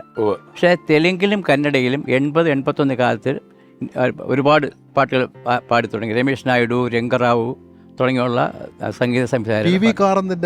BV കാരന്തിൻ്റെ നാഷണൽ അവാർഡും സ്റ്റേറ്റ് അവാർഡും കിട്ടിയ ഒരു പടമുണ്ട്, ഫണിയമ്മ എന്ന് പറഞ്ഞിട്ട്. ആ ഫണിയമ്മയുടെ ഡയറക്ടർ എന്നുള്ളത് BV കാരന്തിൻ്റെ ഭാര്യ പ്രേമ കാരന്ത്. ഈ പടത്തിൻ്റെ മ്യൂസിക് ഡയറക്ടർ BV കാരന്താണ്. അപ്പം BV കാരന്തിൻ്റെ സംഗീതത്തിൽ ഏനിന്നെ തായി എന്ന് പറഞ്ഞുകൊണ്ട് ആകെ 2 പാട്ടേ ഉള്ളൂ. ഒന്ന് ജാനകിയമ്മയും ഒന്ന് ജയചന്ദ്രൻ മാഷ്. വീണ്ടും P ജയേന്ദ്രൻ എന്ന അനശ്വര ഗായകനെ ഓർക്കുന്നു, സംഗീത സംവിധായകൻ അൽഫോൻസ്. ജേട്ടനെ പറ്റി പറയുമ്പോൾ ജേട്ടൻ ഒരു പാട്ടുകാരൻ എന്നുള്ള ആ ഒരു നില മാത്രമല്ല, അതിൻ്റെയൊക്കെ അപ്പുറത്ത് ഒരു ബന്ധമുണ്ടായിരുന്നു. പ്രത്യേകിച്ച് ഞാൻ ഓർക്കുന്നത് വെള്ളിത്തിരയിൽ എൻ്റെ പാട്ടുകൾ കമ്പോസിങ് എല്ലാം കഴിഞ്ഞ് പാട്ടുകൾ റെക്കോർഡ് ചെയ്യാൻ വേണ്ടി പോകാൻ ഒരുങ്ങിക്കൊണ്ടിരുന്ന സമയത്ത് എൻ്റെ ഇളയപ്പനുണ്ട്. എന്നെ മ്യൂസിക്കലി വെസ്റ്റേൺ മ്യൂസിക്കിലേക്ക് എന്നെ ഗൈഡ് ചെയ്തത് എൻ്റെ ഇളയപ്പനായിരുന്നു, KK പോൾ എന്ന് പറയും. അദ്ദേഹം മരിച്ചുപോയി. അപ്പോൾ അദ്ദേഹത്തിന് ക്യാൻസർ വന്ന് ഓൾമോസ്റ്റ് ലൈക്ക് ഒരു അവസാനത്തെ ഒരു സ്റ്റേജിൽ നിൽക്കുന്ന സമയത്താണ് എൻ്റെ വെള്ളിത്തിരയിലെ കമ്പോസിഷനും ഓർക്കസ്ട്രേഷൻ ഇതുകളെല്ലാം നടക്കുന്നത്. അപ്പോൾ ജയേട്ടനാണ് ഒരു പാട്ട് പാടുന്നതെന്ന് ഞാൻ ഇളയപ്പനെ പാട്ടെല്ലാം കേൾപ്പിച്ചിട്ട് ഞാൻ പറഞ്ഞു, ഈ പാട്ട് ജയേട്ടനാണ് പാടാൻ ഉദ്ദേശിക്കുന്നത്. അപ്പോൾ ഇളയപ്പന് ഒത്തിരി സന്തോഷമായി. എൻ്റെ അടുത്ത് പറഞ്ഞു, ഞാനൊന്ന് എനിക്കൊരു ലെറ്റർ തരാം, അത് കൊണ്ടുപോയി നീ ജയേട്ടന് കൊടുക്കണം.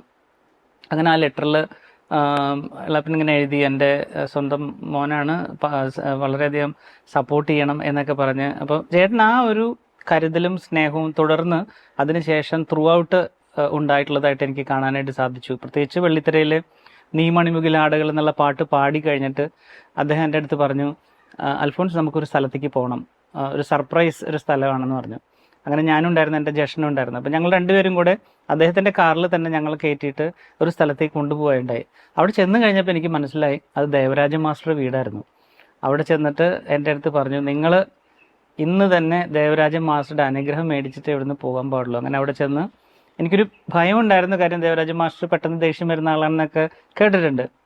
പക്ഷെ അവിടെ ചെന്നപ്പം ജയേട്ടൻ ഞങ്ങളെ കൊണ്ടുപോയത് കൊണ്ട് തന്നെ ആകാം, ഞങ്ങൾ വളരെ കാര്യമായിട്ട് ഞങ്ങളോട് വർത്തമാനം പറഞ്ഞു, എൻ്റെ തലയിൽ കൈവച്ച് അനുഗ്രഹിച്ചു, ഞാൻ കുമ്പിട്ട് നമസ്കരിച്ചു, കുറേ സമയം മ്യൂസിക്കിനെ കുറിച്ച് അദ്ദേഹവുമായിട്ട് സംസാരിച്ചു. അപ്പോൾ അതൊരു എൻ്റെ മ്യൂസിക് കരിയറിൽ ഒരു വലിയൊരു തുടക്കം, ഒരു അനുഗ്രഹത്തോടു കൂടിയുള്ള ഒരു തുടക്കമായിട്ട് എനിക്കത് നടത്തി തന്നത് ചേട്ടനായിരുന്നു. പല കാര്യങ്ങൾ നമ്മൾ വിട്ടു പോകുമ്പോഴാണ് നമുക്കതിൻ്റെ മൂല്യം കൂടുതലായിട്ട് നമുക്ക് മനസ്സിലാക്കാൻ സാധിക്കുക. അപ്പോൾ ഇന്ന് നോക്കുമ്പോൾ ചേട്ടൻ്റെ ആ സ്വരം തീർച്ചയായും ഒരു നഷ്ടം തന്നെയാണ്. ഓർമ്മകൾ നിങ്ങളുടെ മുമ്പിൽ പങ്കുവയ്ക്കാൻ സാധിച്ചതിൽ ഒത്തിരി സന്തോഷം. 99 അയ്യപ്പഗാനം കഴിഞ്ഞിട്ട് പിന്നീട് എനിക്ക് ഒരു ഭാഗ്യം പോലെ 2002 ആദ്യ സിനിമയിൽ എഴുതുമ്പോഴത്തേക്ക് ആദ്യ സിനിമയിലെ ആദ്യ പാട്ട് ജേട്ടൻ പാടി.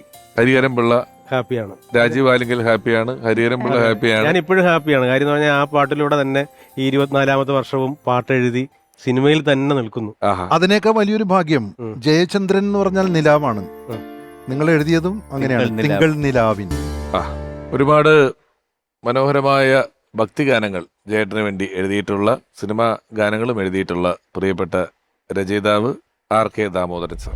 പി ജയചന്ദ്രൻ എന്ന് പറയുന്ന ഗായകൻ, പി എന്ന് പറയുന്ന ആ ഇനീഷ്യൽ പോലെ തന്നെ ഞാൻ കാണുന്നത് ഒരു പാലിയൻ ജയചന്ദ്രൻ, ഒരു പാട്ട് ജയചന്ദ്രൻ, ഒരു പ്രാന്തൻ ജയചന്ദ്രൻ എന്ന് 3 ആയിട്ടാണ് ഞാൻ കാണുന്നത്. ആദ്യം തന്നെ അദ്ദേഹം പാലിയത്ത് തറവാട്ടിലാണ്, എറണാകുളത്തെ ചേന്നമംഗലത്തെ പാലിയത്ത് തറവാട്ടിലാണ്. അപ്പോൾ ഈ പാലിയത്ത് തറവാട്ടിലെ ജയചന്ദ്രൻ നമുക്കറിയാം 1958 യുവജനോത്സവത്തിലൂടെയാണ് വരുന്നത്. യേശുദാസിൻ്റെ കൂടെ മൃദംഗം വായിച്ചാണ് നമ്മൾ കാണുന്നത്. അദ്ദേഹം മൃദംഗം കൊട്ടിക്കൊണ്ടാണ് വരുന്നത്, അന്നൊരു പാട്ടുകാരനല്ല. അപ്പോൾ ഇതെന്താണ് കൊട്ടിലൂടെ വന്നത് എന്നുള്ളൊരു ചോദ്യം വന്നു കഴിഞ്ഞാൽ, പാലിയം തറവാട്ടിൽ അവിടെ ഒരു കൊട്ടും ചിരിയും ഭഗവതി എന്ന് പറഞ്ഞിട്ടുള്ളൊരു ഭഗവതി ഉണ്ട്. പാലിയത്തെ ഭരദേവതയാണ്. അവിടുത്തെ ആയതുകൊണ്ട് അവിടെ എങ്ങനെയാ വെച്ചാൽ ആ ദേവിയുടെ മുമ്പിൽ പോയി കൈ കൊട്ടുക, ഉറക്കെ ചിരിക്കുക, പ്രദക്ഷിണം വയ്ക്കുക. നമ്മൾ അങ്ങനെ ആ ഭഗവതിയോട് പറഞ്ഞാൽ എന്തും സാധിച്ചു തരുന്നതാണ്.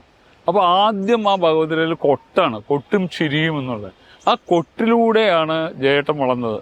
പിന്നെ അദ്ദേഹത്തിനെ ഭാവഗായകൻ എന്നാണ് നമ്മളെല്ലാവരും പാടി വന്ന്. എങ്ങനെയാണ് ഒട്ടും പഠിക്കാത്ത, അക്കാഡമിക്കലായിട്ട് ഒരു പഠിപ്പുമില്ലാത്ത, ശാസ്ത്രീയ സംഗീതം പഠിക്കാത്ത ജയേട്ടൻ പാടുന്നതും ഭാവഗായകനാവുന്നത് വെച്ചാൽ, അദ്ദേഹം ഈ തൃപ്പൂണിത്തുറയിലായാലും ചേന്നമംഗലത്തായാലും കൂടൽമാണിക്യ സ്ഥാനത്ത് കഥകളി പറമ്പിൽ പോയിരുന്ന് കാണുക, മേളം കേൾക്കുക, കൂടിയാട്ടം കാണുക, ഇങ്ങനെ സമൃദ്ധമായ സംസ്കാരം ഉണ്ടായിരുന്നു അദ്ദേഹം. അതിൽ നിന്ന് ആർജിച്ചെടുത്ത ഒരു ഭാവമുണ്ട്, അദ്ദേഹത്തിൻ്റെ മനസ്സിലുള്ളതാണത്. അത് എന്ത് പാടുമ്പോഴും ജയേട്ടൻ എന്ത് പറയുമ്പോഴും അതിൻ്റെ വികാരത്തോടുകൂടി അത് കൊണ്ടുവരാൻ പറ്റും. കൊടുങ്ങല്ലൂർ വെച്ച് കരിമുകിൽ കാട്ടിലെ പാടിയിട്ട് ആ പാട്ട് പാടി കരയിൽ നീ മാത്രമായി എന്ന് ഭാസ്കര മാസ്റ്റർ ഭയങ്കര വികാരം കൊണ്ടു. അതിനുശേഷം ഭാസ്കര മാസ്റ്റർ പറഞ്ഞു, ഞാൻ കടലാസിൽ എഴുതിയിട്ടപ്പോൾ ഇത്രയും വികാരവും ഭാവവും ഉണ്ടെന്ന് ഇതിന് വിവരിച്ചില്ല. ഇപ്പം ജയൻ ഇവിടെ പാടിക്കഴിഞ്ഞപ്പോൾ ആ ഭാവം മുഴുവൻ എടുത്തിട്ട് ആ വിരഹത്തിൻ്റെയും വിപ്രലംബത്തിൻ്റെയും കരയിൽ നീ മാത്രമായി എന്ന് പറയുന്ന ആ സംഭവം കൊണ്ടുവരാൻ കഴിഞ്ഞു. അതുകൊണ്ട് ഇയാളാണ് ഏറ്റവും വലിയ ഭാവഗായകൻ എന്നാണ് അങ്ങനെ ഒരു ടൈറ്റിൽ വരികയാണ്. പിന്നെ അദ്ദേഹത്തിന് പ്രാന്തൻ ജയേന്ദ്രൻ എന്ന് ഞാൻ പറയുന്നത് എന്താ വെച്ചാൽ, അദ്ദേഹം തന്നെ അത് പറഞ്ഞിട്ടുണ്ട്. അദ്ദേഹത്തിനോട് ഈ മീശ എന്താണ് പിരിച്ചു വെക്കുന്നത്, കൈ എന്താണ് ഇങ്ങനെ കെട്ടിയിരിക്കുന്നത്, കയ്യിൽ കൊണ്ടുകൊടുത്ത് എന്താണ് സ്റ്റേജിൽ വരണത്, എടോ അതൊക്കെ ഒരു പ്രാന്തല്ലേടോ എന്ന് അദ്ദേഹം ഇൻ്റർവ്യൂവിൽ പറയുന്നുണ്ട്. എൻ്റെ 120 പാട്ടുകളോളം ജയേട്ടൻ പാടിയുണ്ട്. അതൊക്കെ പാടുമ്പോഴും ഞങ്ങൾ റെക്കോർഡ് ചെയ്യുമ്പോൾ ശ്രദ്ധിക്കാറുണ്ട്. പറഞ്ഞു കൊടുത്തതൊന്നുമല്ല അദ്ദേഹം പാടുക. ചിലപ്പോൾ അതിൽ താഴെ പാടും, ചിലപ്പോൾ വളരെ നമ്മൾ ഉദ്ദേശിക്കാത്ത രീതിയിൽ പാടും. വലിയൊരു നഷ്ടമാണ് ജയേട്ടൻ്റെ എല്ലാ പാട്ടുകളും. മലയാളം ഉള്ളോടത്തോളം കാലം നിലനിൽക്കും. അതാണ് പാലിയൻ ജയേന്ദ്രൻ, പാട്ട് ജയേന്ദ്രൻ, അല്ലെങ്കിൽ പ്രാന്തൻ ജയേന്ദ്രൻ എന്ന് പറയാനാണ് എനിക്കിഷ്ടം. നമസ്കാരം. എന്നും എപ്പോഴും മലയാളിക്ക് കേൾക്കാവുന്ന ഭാവസുന്ദര ഗീതങ്ങൾ, കാവ്യ പുസ്തകങ്ങളാണ് ജയേട്ടൻ്റെ ഓരോ പാട്ടുകളും എന്നും എപ്പോഴും. അതെ, ഇത് രാജലക്ഷ്മി ഡുവേറ്റ് പാടിയിട്ടുള്ള പാട്ട് വിദ്യാജിയുടെ സത്യനന്ദികാടിന്റെ സിനിമ എന്നും എപ്പോഴും അവാർഡ് കിട്ടിയ പാട്ട്, ബെസ്റ്റ് സിംഗർക്കുള്ള 5ാമത്തെ ചേട്ടന് അവാർഡ്, സ്റ്റേറ്റ് അവാർഡ് കിട്ടിയ 3 പാട്ടുകളിൽ ഒന്ന് ഇതാണ്. മലർവാക കൊമ്പത്ത് മണിമേഘത്തുമ്പത്ത്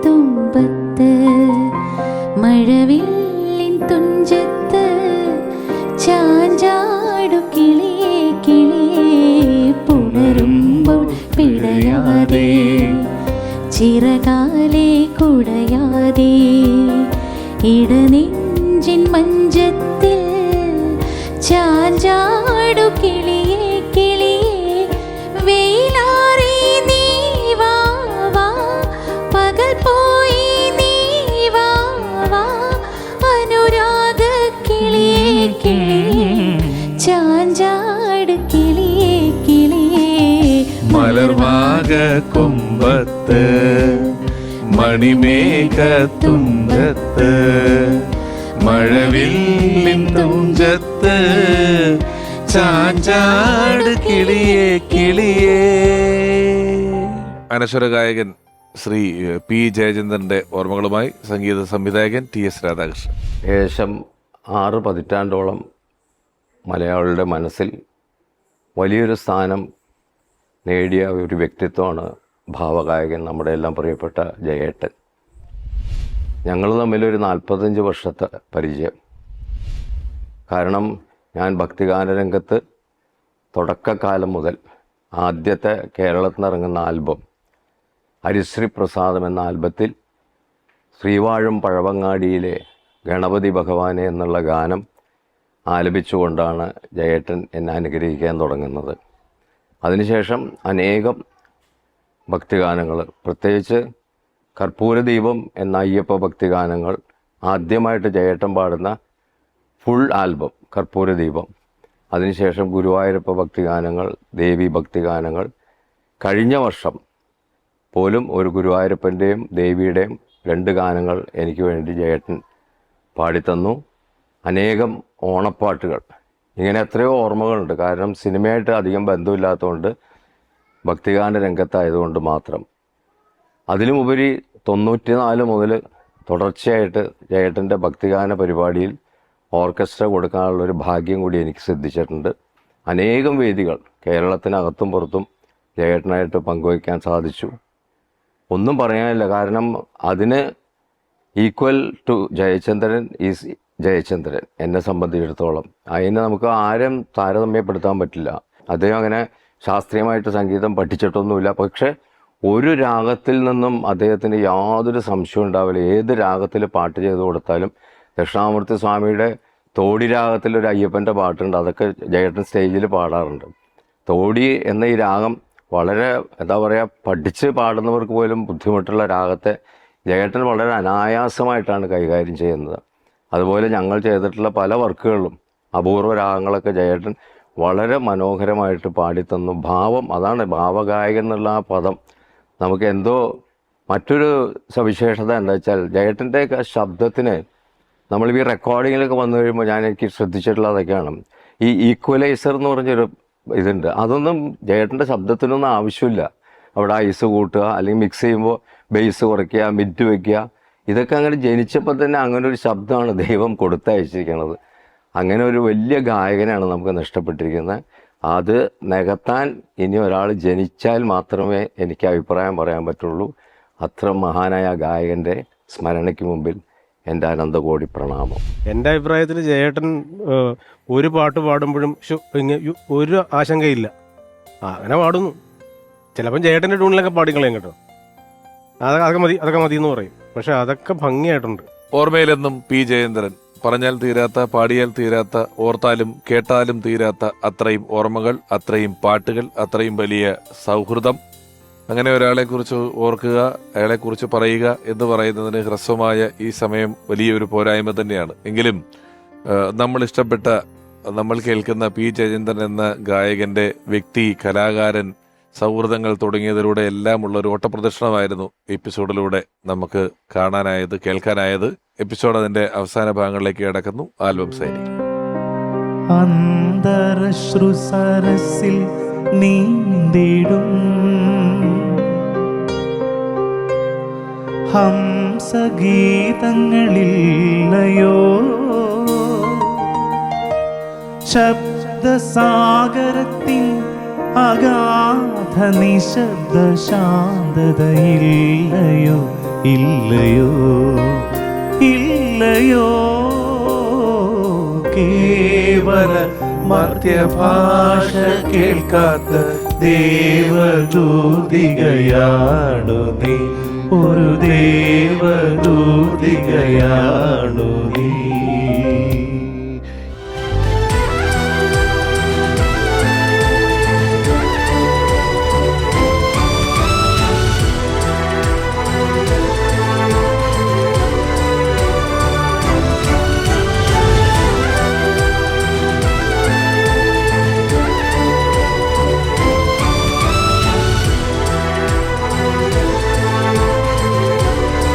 മറക്കാനാവാത്ത വിധം മനസ്സിൽ തുളുമ്പുന്ന മൗനാനുരാഗങ്ങളുടെ ലോലഭാവങ്ങൾ സ്വരസ്പർശനങ്ങളിലൂടെ മലയാളിക്ക് സമ്മാനിച്ച് മലയാളത്തിന്റെ പ്രിയ ഗായകൻ പി ജയചന്ദ്രനെ കുറിച്ചുള്ള ഓർമ്മകളിലൂടെയുള്ള യാത്ര ഇവിടെ പൂർണ്ണമാകുന്നു.